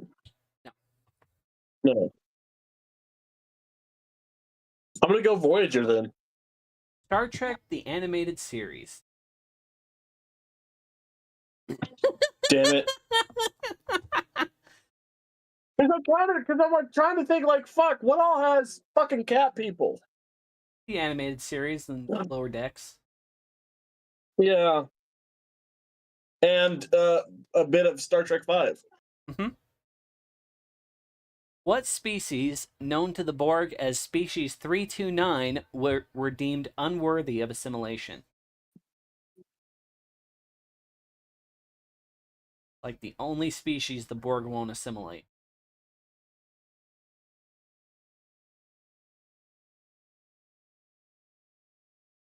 I mean, I'm gonna take a shot in the dark here. I know I'm wrong, but I'm gonna say Q because you technically can't assimilate Q. The Kazon. The Kazon. The Borg will not assimilate the Kazon. For whatever reason. I kind of want to know why. In the Mirror Universe, what has replaced the United Federation of Planets? The Terran Empire. Mm-hmm. What is Data's cat's name? Spot. Even though Klingon is a real language you can speak now, Which Trek actor helped create it?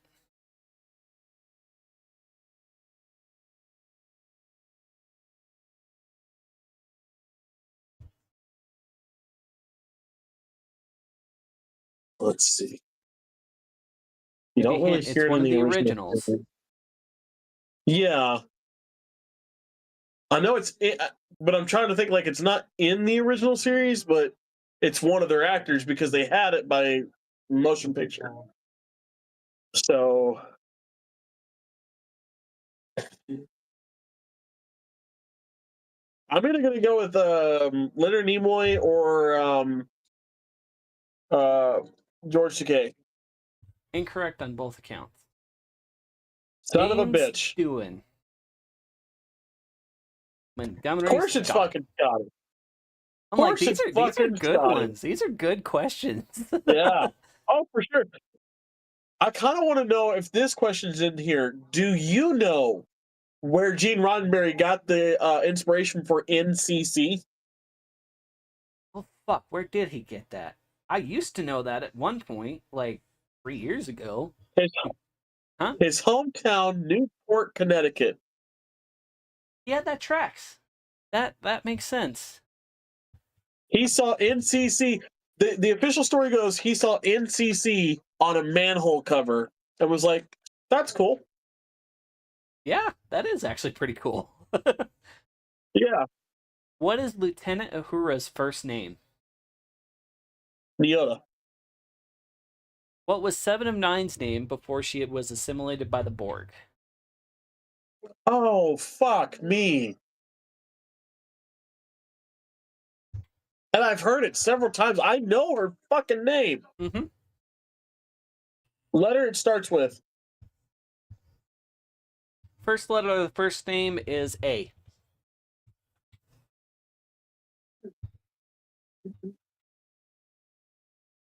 Annalise or Anna, right? Annika. Her first Annika. name is Annika. Do you remember what her last name is? No clue. Hansen. No clue about the Annika last. Hansen. But I like to call her Annika Handsome. This question might trip you up. Who was the first Vulcan science officer aboard the Starship Enterprise? In terms of timeline, is the only. The nuts to Paul. Yes, that is correct. Yeah. I'm like that's kind of a bullshit question.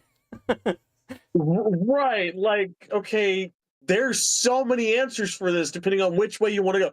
Are we talking canonically? Are we talking in order they came out? Are we talking time? Right. What do we mean here? Right. That's why I specified for you. Yeah. Because I'm like, Thank you. otherwise he's gonna yeah.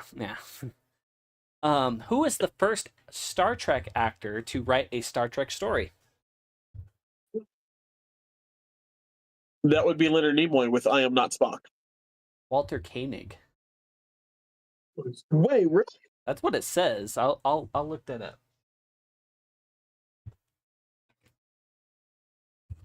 What's Koenig's book? I have no idea. I don't know if he wrote like an episode or if he wrote like or something.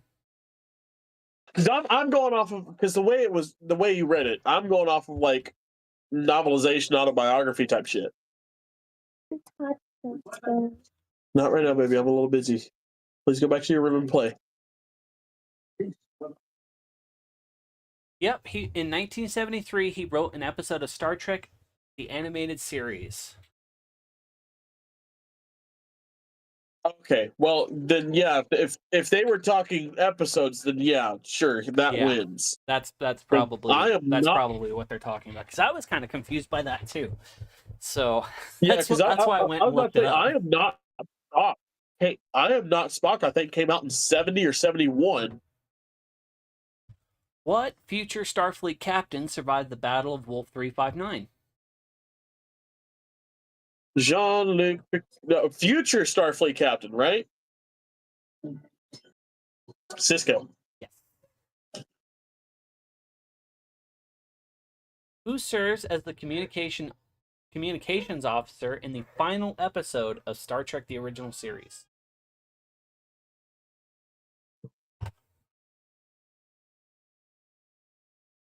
If it's not Uhura, I don't know.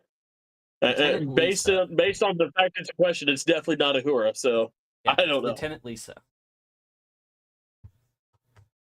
Which of the following was not a founding species of the United Federation of Planets? This one's going to be easy. Andorians, Tellarites, Bajorans, or Vulcans? Bajorans. Yeah. Had to throw them in there like, well, you could have made it harder and said fucking like Klingons or some shit. Like it's still easy, but like goddamn. This next one's kind of funny. Because which alien race did Ronald Reagan say reminded him of Congress?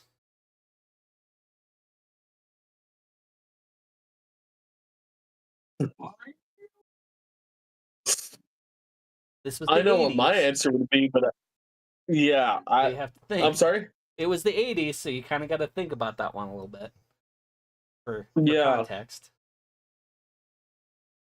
I'm gonna go with Romulans or Klingons. The Klingons. The Klingons, yeah. I'm like, that's actually kind of funny. Who played Captain Pike's first officer in The Cage? Majel Barrett. Mm-hmm. The original series gave us Captain Kirk and crew boldly going where no one had gone before. Who was captain in the pilot episode of the original Star Trek series?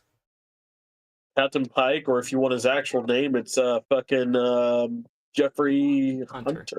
Yep. Yeah. What comedian had a role written for them in Star Trek 4 that they ultimately turned down?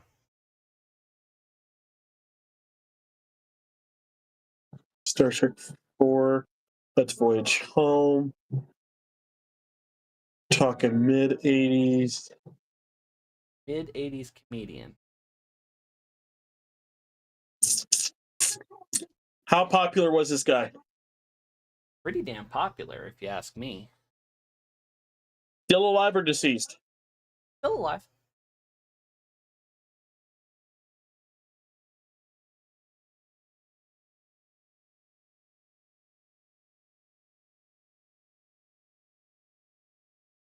I'm drawing a blank here. I got nothing. Eddie Murphy.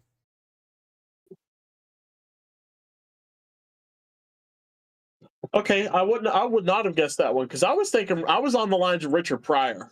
Yeah. Because I was on the lines of Richard Pryor. Yeah, Eddie Murphy had a role written for him in Star Trek 4, but since he wasn't like in a uniform, like he wasn't a Starfleet person, he turned the role down, which I can 100% understand coming from that perspective. I remember us talking about that now. Mm-hmm. Yeah, I remember us talking about that now when we went over when we were on our episode on 4. Mm-hmm. Which Star Trek captain suffers from androgenic alopecia? Well, there's only one bald Star Trek captain, so I gotta go Picard here. Yeah, okay, yep. Yep, that's male or female pattern baldness. I did not know that's what that was called. Yeah. So yeah, no, it was Captain Picard. You finished Enterprise, right? Yes, yeah. What character dies in the series finale of Star Trek Enterprise? The one that fucking shouldn't have died. I mean, if you fucking ask me, it shouldn't have been him. I'm with the majority of fans on this one. This was horseshit, and this is where I had a big problem with Enterprise, and that's Commander Tucker. Yep. Tucker didn't have to die. Who is the youngest captain in Starfleet history? The youngest one in Starfleet history.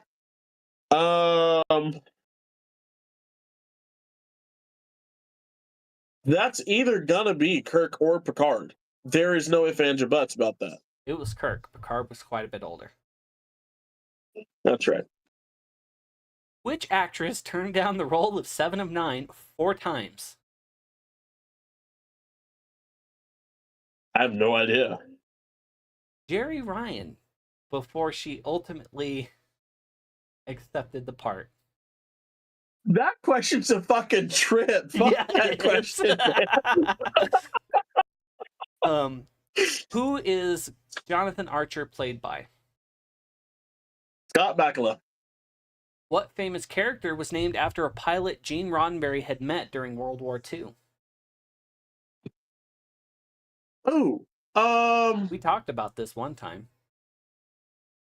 I know, and Pretty big character.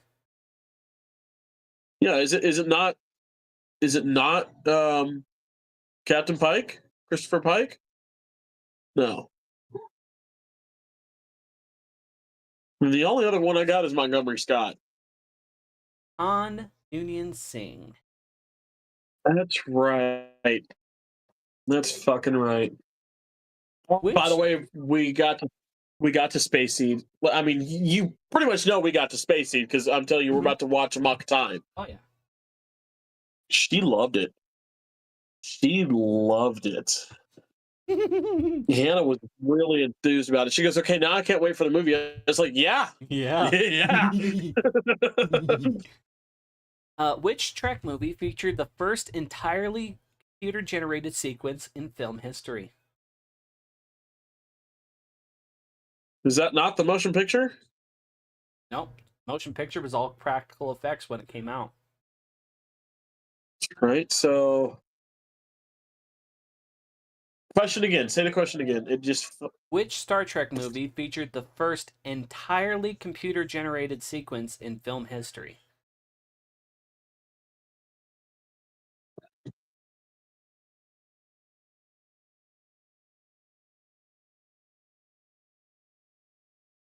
It's not motion picture. Then I'm gonna go.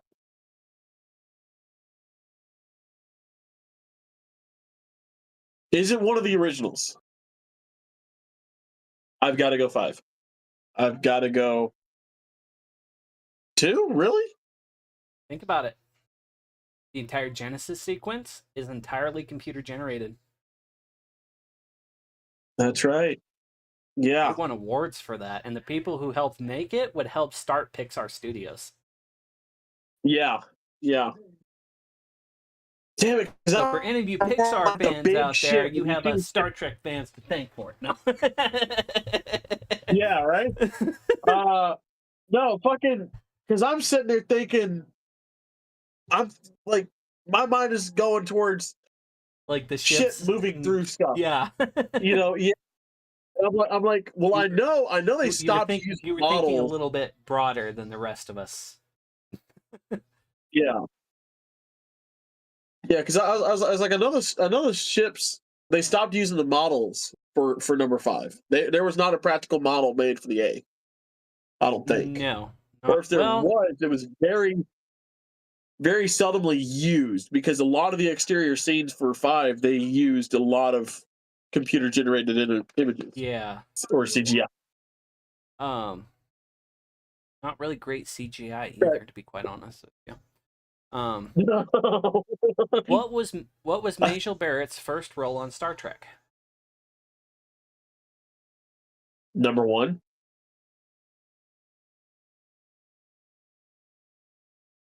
What is the Klingon homeworld? Kronos. What type of fish does Captain Picard keep in his ready room? Fuck, I've never paid attention to the goddamn fish. He keeps a lionfish. A lionfish. Okay. I've never paid attention to the fucking fish. I swear to God. The fish even had a name.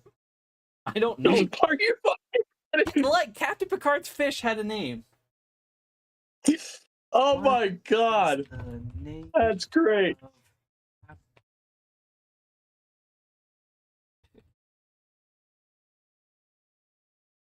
Livingston.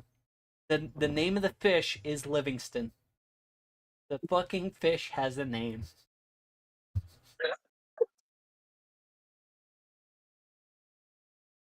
You didn't know that, did you? I knew the fish had a name. I didn't remember what it was, but I knew the fish had a name.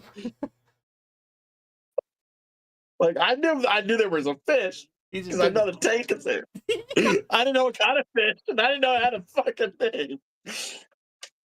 Which of the following characters was trapped in a transporter buffer for 75 years? That would be Montgomery Scott. Yes. What is Chekhov's full name? God, that's a mouthful even for Walter Koenig to go through. I got Andrew. I It can't said it even in the fucking pronounce it. 2009 movie. Yeah, it's Andrev something. Pavel Andreevich. Pavel Andreevich Chekhov. Yeah. Mhm. What is Captain Kirk's middle name? Tiberius. Which Star Trek captain loves baseball? Captain Cisco. See, now I'm flowing. I got these. Yeah, no. What medical condition did William Shatner and Leonard Nimoy both suffer as a result of standing too close to a special effects explosion? Tinnitus. They both got fucking tinnitus. What is the name of Spock's mother? Amanda Grayson. Which Star Trek series has a female chief engineer? Voyager. B'Elanna.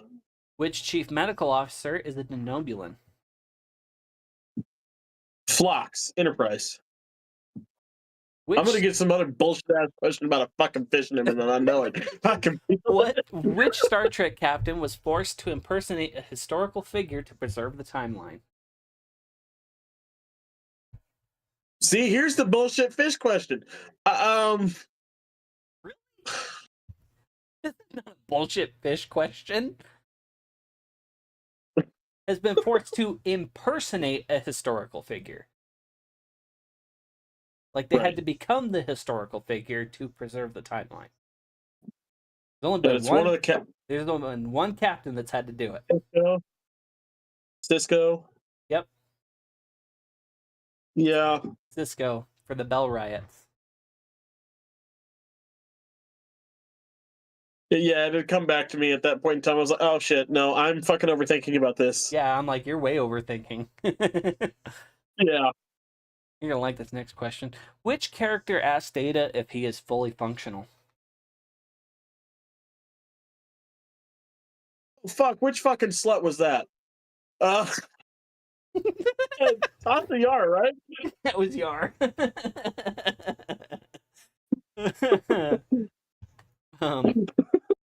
What were the last words of the last episode of Star Trek: The Original Series? Oh, fuck me. Shit. If only.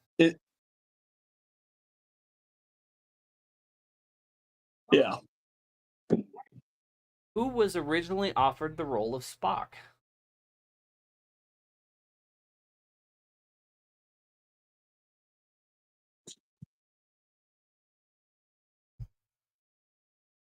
Well, see, that's...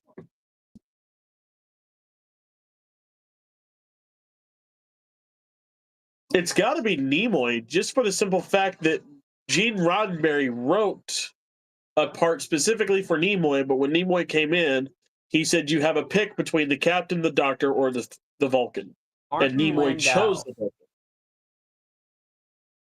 Really? Mm-hmm. Okay. Which species was the first to discover warp drive? Vulcans. Original series, not Next Generation. He said sky's the limit. I'm like, that's Next Gen. Oh yeah. According to Klingon mythology, what is the place where all life began? Oh, began. Fuck. You hate this movie. In Star Trek 5. Yeah. It's Shakhatari. That's Vulcans. Oh, well. It's the same damn place. Q-E-2. That's right. Yep. Thanks to Star Trek fans, NASA named a space shuttle Enterprise. What was it going to be called before?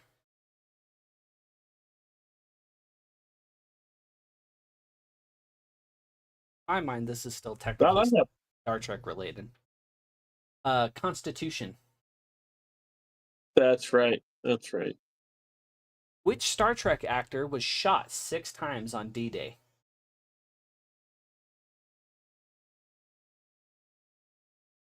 That's got to be Scotty.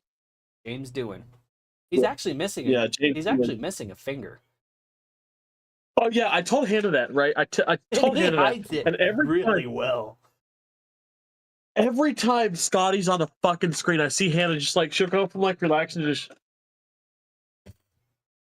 like I know she's trying to figure it out. I know like hell she's trying to figure it the fuck out, and it's funny You as can shit. tell to me. better in the movies than you can in the show. In the show, he does a really, really good job Yeah. of hiding it.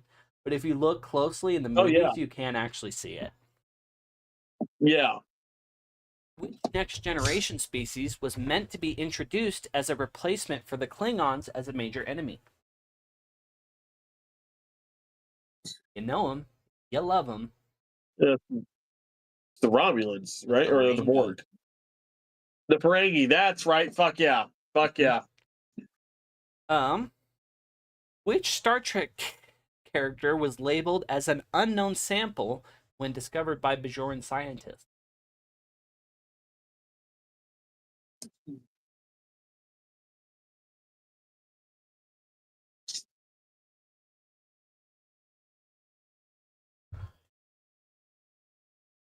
Odo. Yes. Yeah. I'm trying to think. I'm like, going through Deep Space Nine. I'm like, that was the only one that makes sense. According to results from the 2013 Star Trek convention, what is the 7th best Star Trek film ever?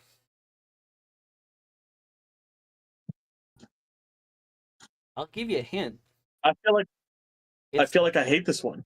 It's not a Star Trek film. Galaxy Quest. It's Galaxy Quest.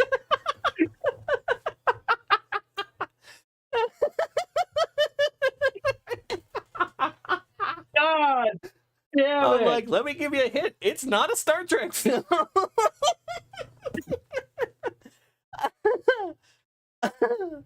What was the name of the ship that James T. Kirk first served on?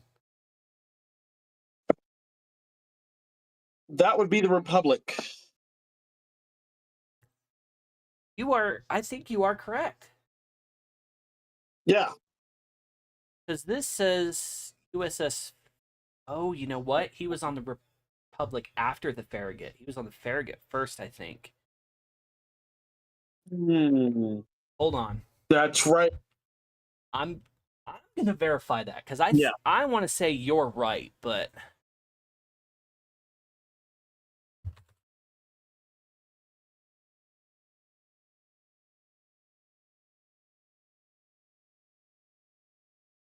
James T. Kirk, Starfleet career.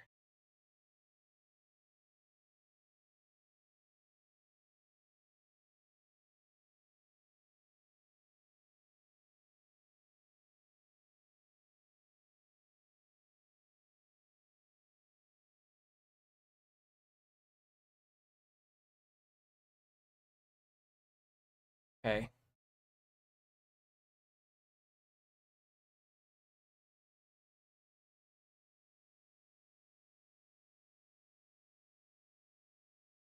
I mean, it kind of depends on what series No, you go off. You're right. I'm right. You are correct. I thought it was the Republic. I was like, I'm pretty sure he was on the Republic. Wrong. You are correct. It is the Republic. What ship is Sulu assigned to when he's promoted to captain? Excelsior. Which infamous episode of The Next Generation is considered the series' worst?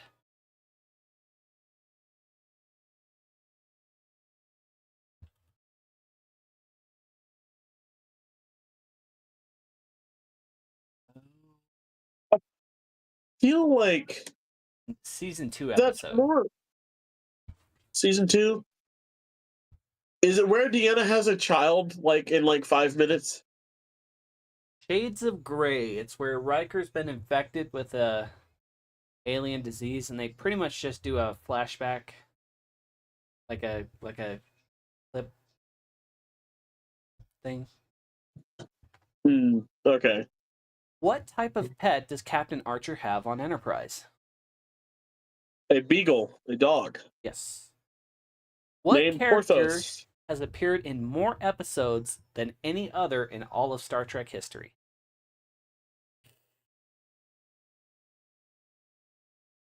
Is it one of the original series guys? No. No. He has appeared in more episodes of Star Trek than anybody else. And it's not an original series character. Correct. Well, the original series only had 3 seasons. Well, see, but I was thinking more along the lines of like Leonard Nimoy, because he appeared in all 3 of those seasons and in like a couple episodes here and there in There's TNG. one So character who has been in just episodes of Star Trek in general, like not as a special guest appearance. just in general, Who has appeared in what character has appeared in the most episodes of Star Trek?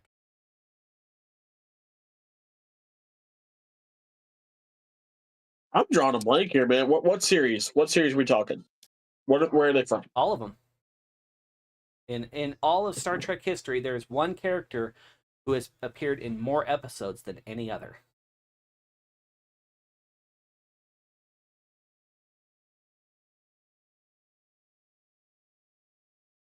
And we're not talking like a whole species. We're talking a single character. Single character. Yep.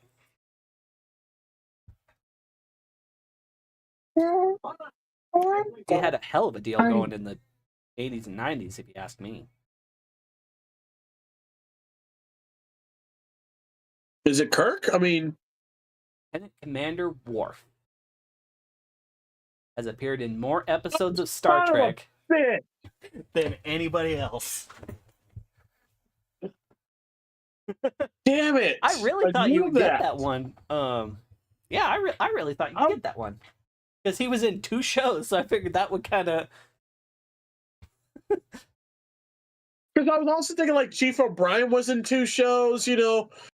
You had Quark, you know, was it a couple shows? Yeah, fucking, of course it's fucking Worf. Yep, because he was in the entirety of The Next Generation, and he was in the last couple of seasons of Deep Space Nine. Last 3 seasons, he was in 5, 6, and 7. And then 5 fucking movies too, because he's also in Star Trek 6 and on all 4 of the Next Gen movies. Yep, makes fucking sense. God damn it. What year was Star Trek the Motion Picture released?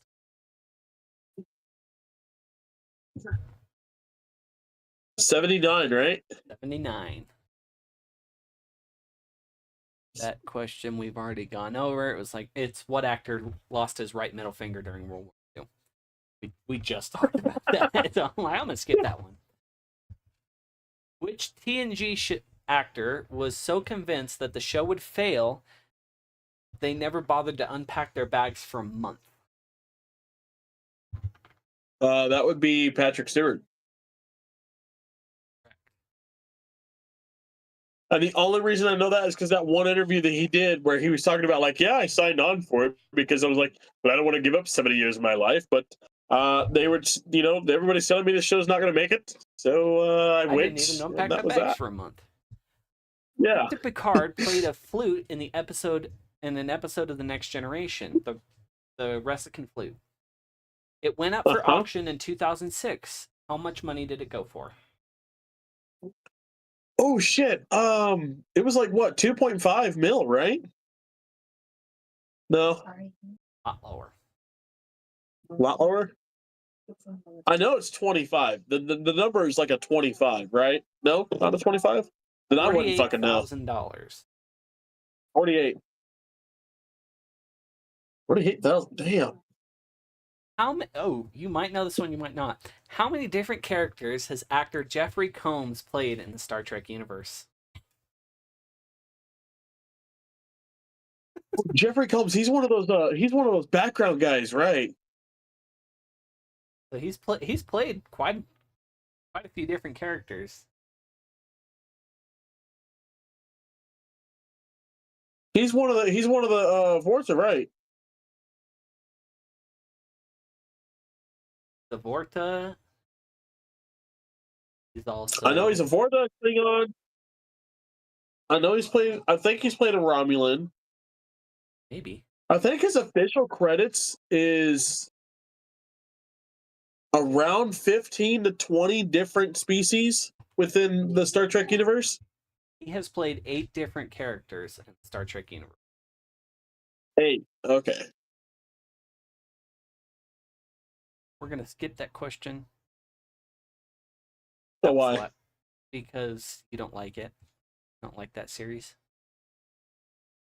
Discovery. Like, who was adopted come on, by give the me the Vulcan ambassador Sarek? So I'm like, we're just gonna skip that question. No one was adopted by the Vulcan ambassador. Exactly why we're skipping the question. No, I'll give my honest answer. My honest, correct answer. No one. Let's see.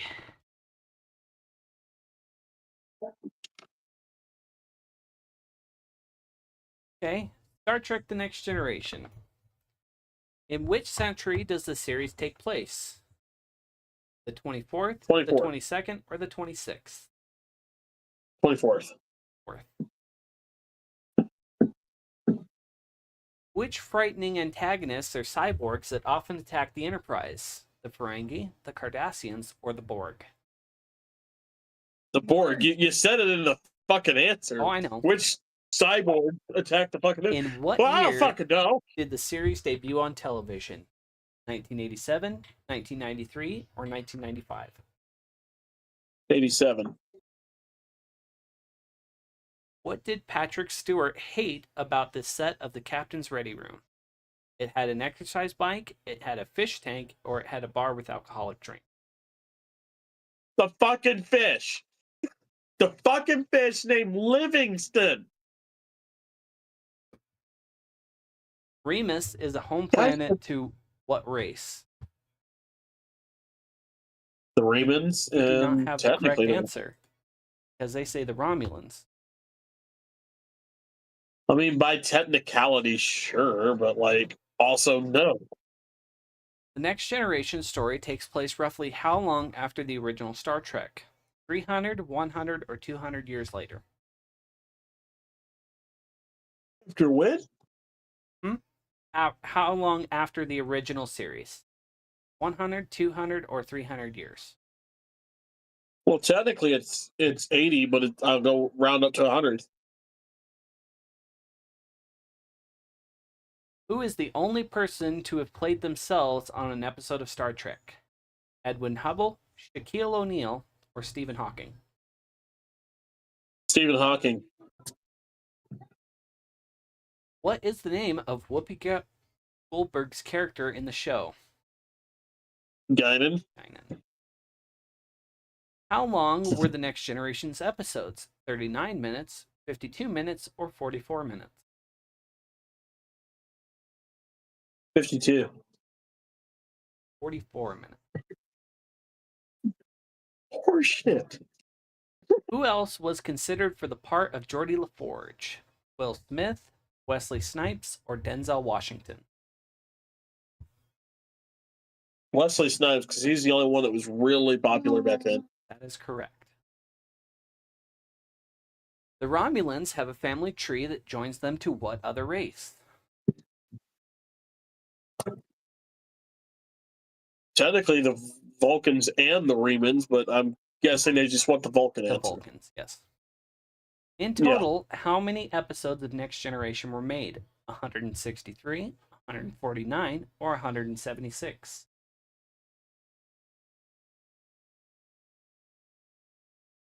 I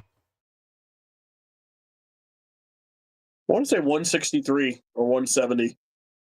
176. What is the ultimate goal of the Borg? To blow up Earth, to destroy all life, or to achieve perfection? Achieve perfection. Correct. Deanna Troi is half human, half what? Beta Z. In which season does arch nemesis Q first appear? Season 1, episode 1. Which Like, actor released a Sinatra-tinged album called "Oh Yellow Eyes Is Back" during his tenure on the show?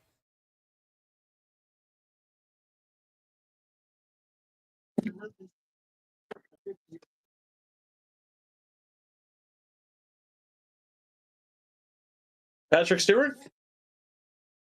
Brent Spiner. Really? Hell, I would have been wrong with my second guess. Shit. What is the number of the crew members aboard the USS Enterprise D? 478, 1,896, or 1,012?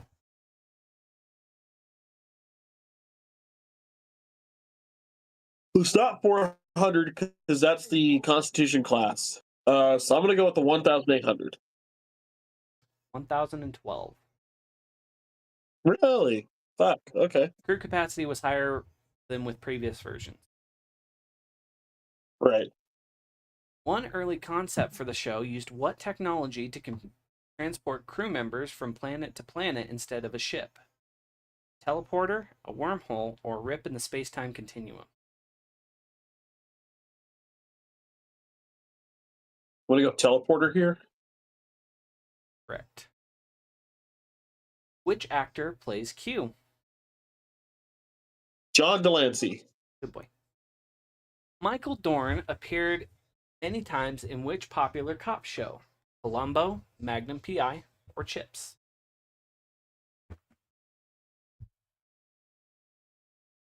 That I don't know. Neither do I. Chips. Yeah, I wanted to guess Chips, but I was like, I'm not sure though.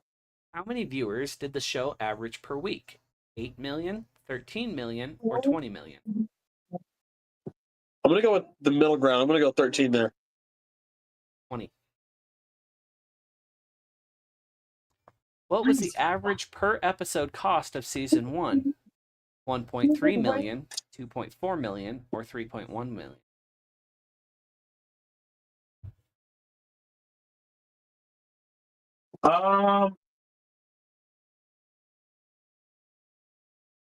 What are my choices again? So 1.3 million, 2.4 million, or 3.1 million? I'm going to go 1.2. That is correct. Wait.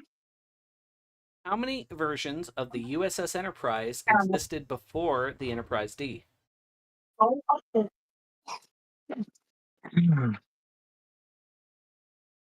Well, now this is a tricky question because do they count the original and the refit as two different ships? If they don't, if that's just one ship, then there's 1, 2, 3, 4.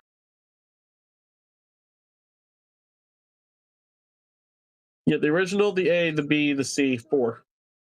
4 is correct. Yeah. What phrase do the Borg use to intimidate their victims? Resistance is futile. That is correct. What does Q derisively call humans in the first episode?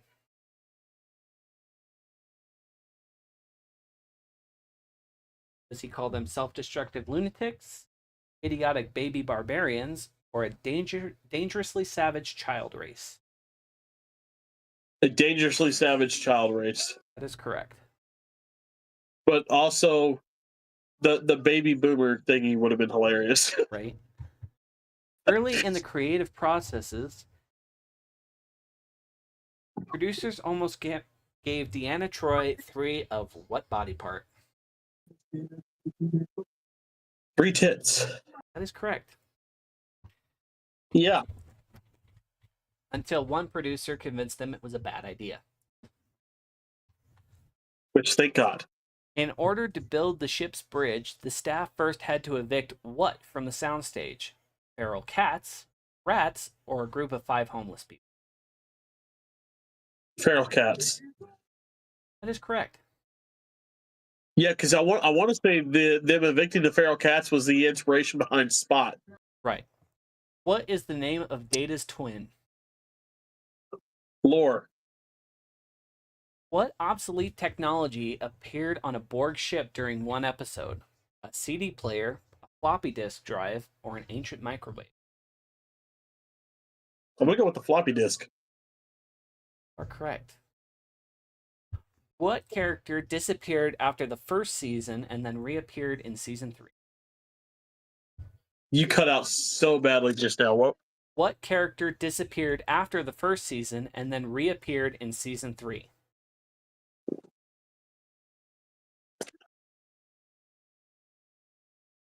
Disappeared after the first season. Would it be O'Brien? So it's a character that was not in season 2. Right. Crusher. Crusher. Yeah.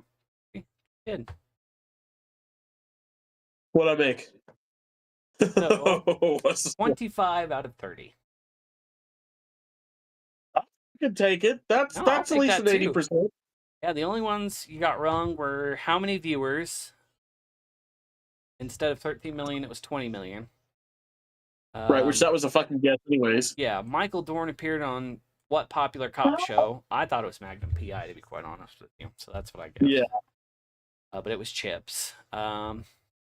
Instead of the Enterprise D housing 1,896 people, it hosted 1,012. Okay. There were 176 and not 163 episodes made. And the average episode was 44 minutes, not 50. Yeah. They got one for Star Trek Enterprise? I don't know. Let's find out.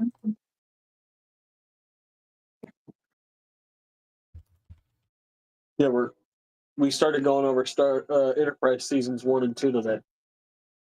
I figured. Yeah. Okay. All right, let's do this. Go. Okay. So this is a quiz about the first episode, Broken Bow, Part 1. So, the very first scene shows a young Jonathan Archer and his father. How many years later does a Klingon crash land on Earth? God damn it, you think he's cutting out. 26, 32, or 30? Your thing kept cutting out. What? God I damn it. heard someone was a young goth and then it cut off. The very first scene of the episode shows a young Jonathan Archer and his father. How many years later does the Klingon crash land on Earth? And what are the 28. choices for the answer again? 28, 26, 32, and 30. 26. This one we won't know how many we have right until the end. Oh, fun. The theme song of the pilot episode of Enterprise differs from the songs of the Next Generation, Deep Space Nine, and Voyager in what way? It contains no It has fucking lyrics. I'm going to say that one's correct. Like I said, we won't know, but I'm like, yeah. It's gotta be the only thing. It has Early fucking lyrics. in this episode, we meet several Vulcans, including Ambassador Saval. The actor playing this role was prominently featured in which previous science fiction television series? Alien Nation, Star Trek Deep Space Nine, V, or Star Trek The Next Generation?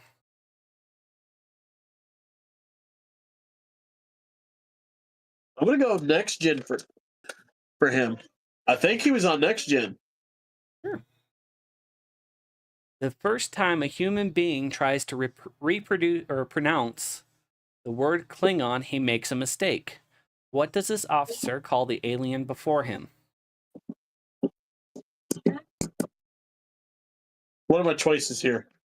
Klingon, Klingok, and a Klingot. Klingot. I'm like 100% sure that is correct. Yeah. What is the last name of the Oklahoma farmer who shot the Klingon refugee? Kirk, Riker, Davis, or Moore? Gotta be Riker. We'll see. I don't know that one. Yeah. What is the name of the Klingon refugee? Kor, Klang, Klar, or Klask? Fuck if I know. I know it's not Core. Maybe Clang?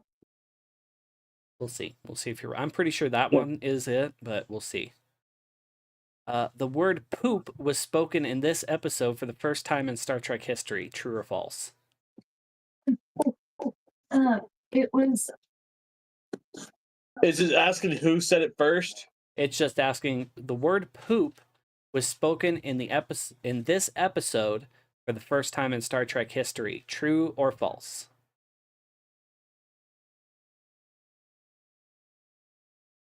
Enterprise said poop. In one But did the episode. first episode? But was it in the first episode?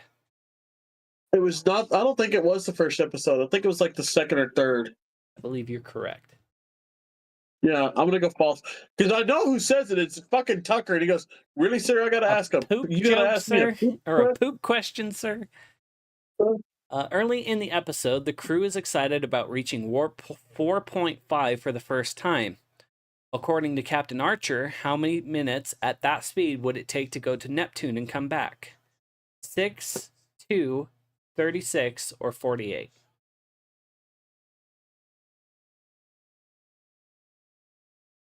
Based off the scale of warp, for going warp point 4.2, it should be 2 minutes to get to Neptune and back. See if you are correct. For the first time in any of the Star Trek series, the captain has a dog on board. What is the name of Captain Archer's beagle? Porthos. Porthos. It's revealed in this episode that Vulcan females possess an increased sensitivity in one of their 5 senses. Which is it? Well, Smell. I know you're right. Like I said, I know it's not telling us, but I know you're right. yeah. We are treated to a nice bit of continuity where, when at a ceremony celebrating the launch of Enterprise, an address from warp drive inventor Zefram Cochrane is played for the press. How long ago in Enterprise continuity did Cochrane's historic warp drive how long ago was Zefram Cochrane's historic warp drive expedition? 50 years. Was it 80 years, 110 years, 90 years, or 100 years? 80. 80 then. Just before Enterprise achieves warp speed for the very first time in the episode, what does Captain Archer say? We have What let's am I go, out? execute, engage, or hit it. Hit it. Captain Jonathan Archer has lived in one American city for most of his life. What is it? We have One American what? city. Okay. We have San He has Francisco, only lived in Houston, Broken Bow, Oklahoma, or Chicago.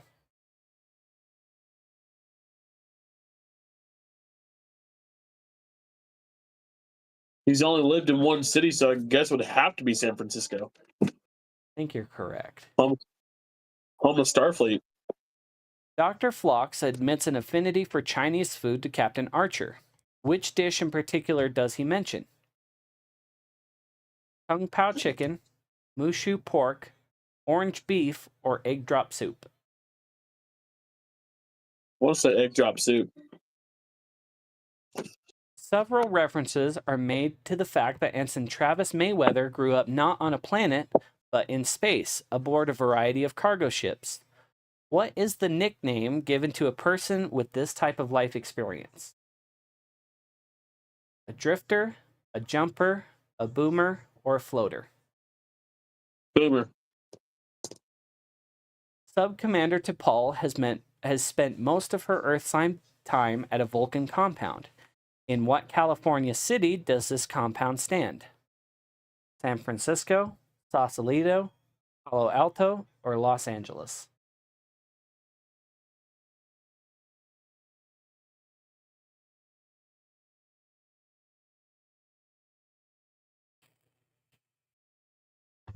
I'm gonna go Sausalito here, honestly. I think I'm wrong though. Pretty sure I'm wrong. I can't remember. During T'Pol's dinner with Captain Archer and Commander Tucker, she is served a salad as Vulcans are vegetarians. What is the main course enjoyed by Archer and Tucker? Is it steak, pork chops, lasagna, or chicken marsala? Steak. Pretty sure you're right. Steak for that first one. During this same dinner, as T'Pol discusses discipline, she accomplished a minor dexterous feat. What is it? She ties a cherry stem into a knot with her tongue. Admittedly, would have been great to watch. She tosses a cherry tomato in the air and catches it on her fork. She cuts a brittle breadstick with a knife and a fork, or she uses her spoon to catapult a chickpea into her mouth. I couldn't read that without Okay. laughing. I would have loved to have seen her catapult a chickpea. It's got to be the tomato. It's got to be the tomato.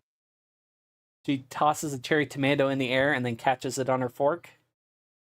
Yeah. Who is the first person to speak Vulcan in this episode? Is it Hoshi, Saval, T'Pol, or the Klingon refugee? What's the question? First person to speak Vulcan in the episode. T'Pol or T'Pol? Saval, T'Pol, or Hoshi, or the Klingon? Don't think so.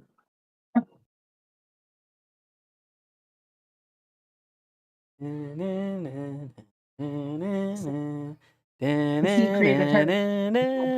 fuck it. I'm gonna go with the Klingon. I'm gonna go with the Klingon.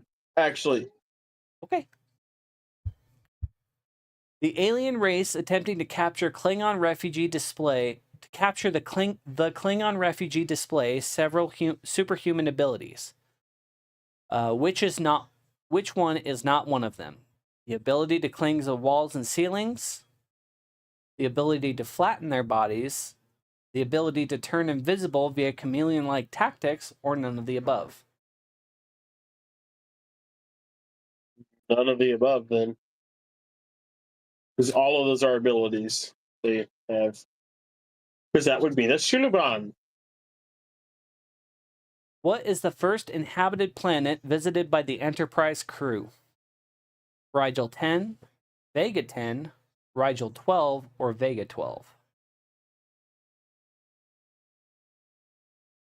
Rigel 12. While attempting to translate the babbling of the Klingon refugee, communication specialist Hoshi Sato tells Captain Archer that the Klingon has uttered which seemingly useless phrase? Stinky boots, falling house, rusted sword, or silver lie?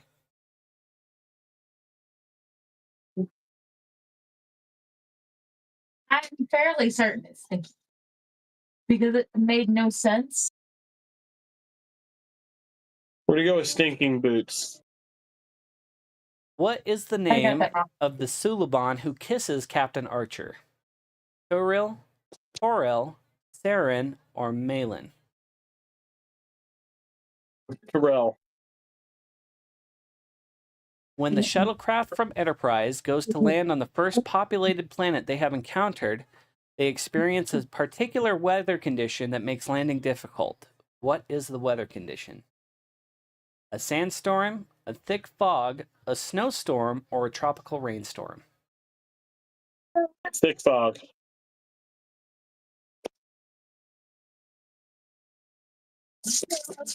Okay, so this Commander Tucker witnesses an alien woman subjecting her son to what he thinks is child abuse. T'Pol informs Tucker that the child is only being weaned away from his dependence on a particular kind of gas. What is the gas? Methyl oxide, nitric bromide, dichloric oxide, or methyl nitride? Methyl nitride.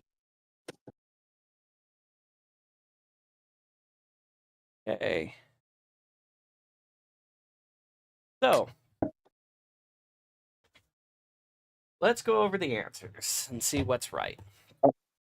How bad did I do? So, in the first scene of the episode, how many years later did the Klingon crash land on Earth? The answer is 30. Your answer was 26.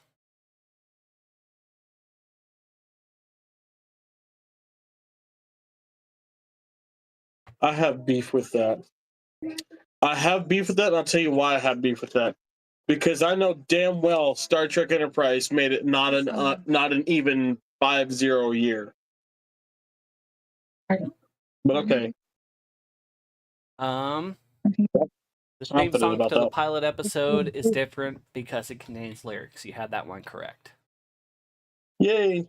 Early in the episode, we meet several Vulcans, including Ambassador Saval. What science fiction show was he a part of? It was not Star Trek The Next Generation, it was Alien Nation. Gary Graham, who played Saval, also portrayed human LAPD detective Matthew Sykes on the Fox series Alien Nation. I've never seen that, so I wouldn't know. Neither have I. First time a human being tries to pronounce the word Klingon, yes, he does say Klingot. The last name of the Oklahoma farmer who shot the Klingon refugee. Your answer was Riker. His name was Moore. What is the name of the Klingon refugee? You guessed right. His name was Klang. The word poop was spoken in this episode for the first time in Star Trek history. The answer is false. You guessed that one correctly. Fuck yeah. Early in the episode, the crew is excited about reaching warp 4.5 for the first time. According to Captain Archer, how many minutes at that speed would it take to go to Neptune and back? Correct answer was 6, not 2. For the first time in any Star Trek series, yes, his dog's name is Porthos. Vulcan females possess an increased sensitivity to smell. You got that correct. 6 right? 4 wrong. I'll take it. How long has it been since Ephraim Cochrane did his warp drive thing? You said 80 years. The correct answer was 90 years. We're not that far off.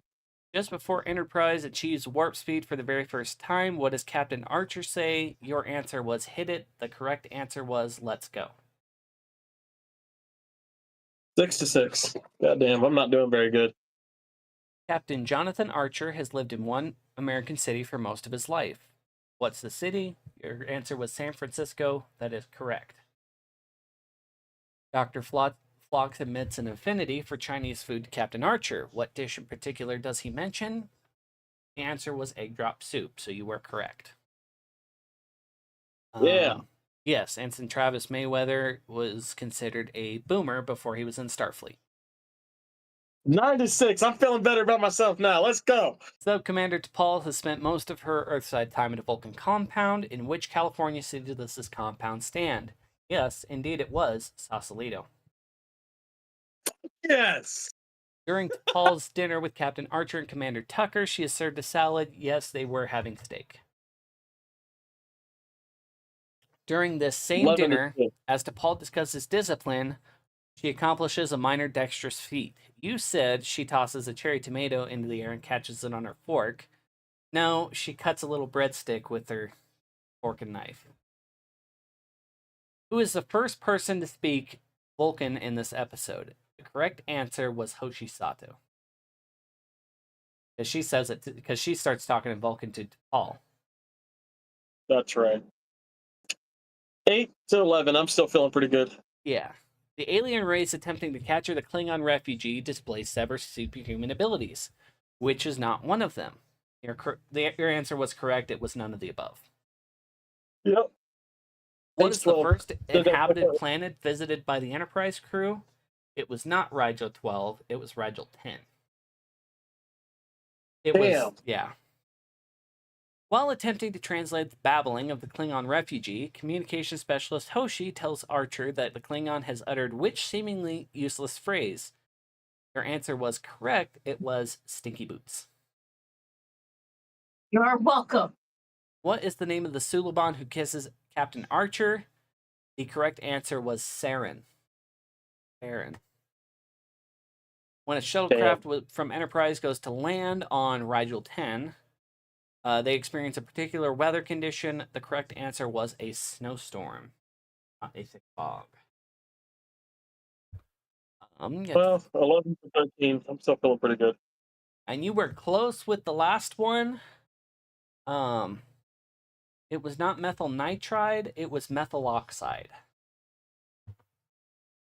Pretty easy to mistake. But you got 13 out of 25. And this website has a base value of 15 points per question. So you got 195 points out of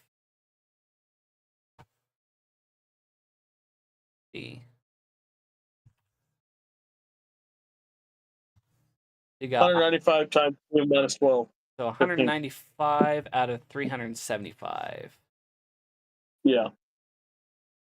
Basically half. I mean, 13 so you to got 12. a I got 52, half. which is considered an F. Fucked hard. No. Fuck it. It's not my favorite man. That being said, we are at 9:17, so I believe it's about time for us to wrap this up. Oh yeah. Fun So episode. next week, next week, gonna do Enterprise seasons 3 and 4. Finish off the original 4 series, Star Trek, before we get into the newer stuff. So at this point in time, Star Trek has gone dormant, right? We won't see it again for another. Let's see, this goes off air in 2004. Or like 12, we won't see it for another years. 5 years. 5 years with, and I mean, that's the Right. Kelvin timeline. Now, Right, we won't see it for another 12 years. Yep, season 1, last episode next week, and then we will be on to season 2. Yep. So, man, this has been fun. This has been fun. I've been having a lot of fun with this. We are doing another podcast currently, guys. We are also. It's called the Cosplay Confederation. For those of you that watch YouTube, you can find it here on this YouTube. We're still slowly building that one, so don't be looking for it on Spotify just yet. It's not there. As far as this being on Spotify, 22 episodes out of 25 are up. Still, we're going to be working on getting the rest of those, the next 3 out. Will be up this week. But yeah, there's always a place for you guys here. Always a place for you guys in Star Trek. Just find it. And should you ever need it, 988 is that number. We love you guys. We'll see you next time.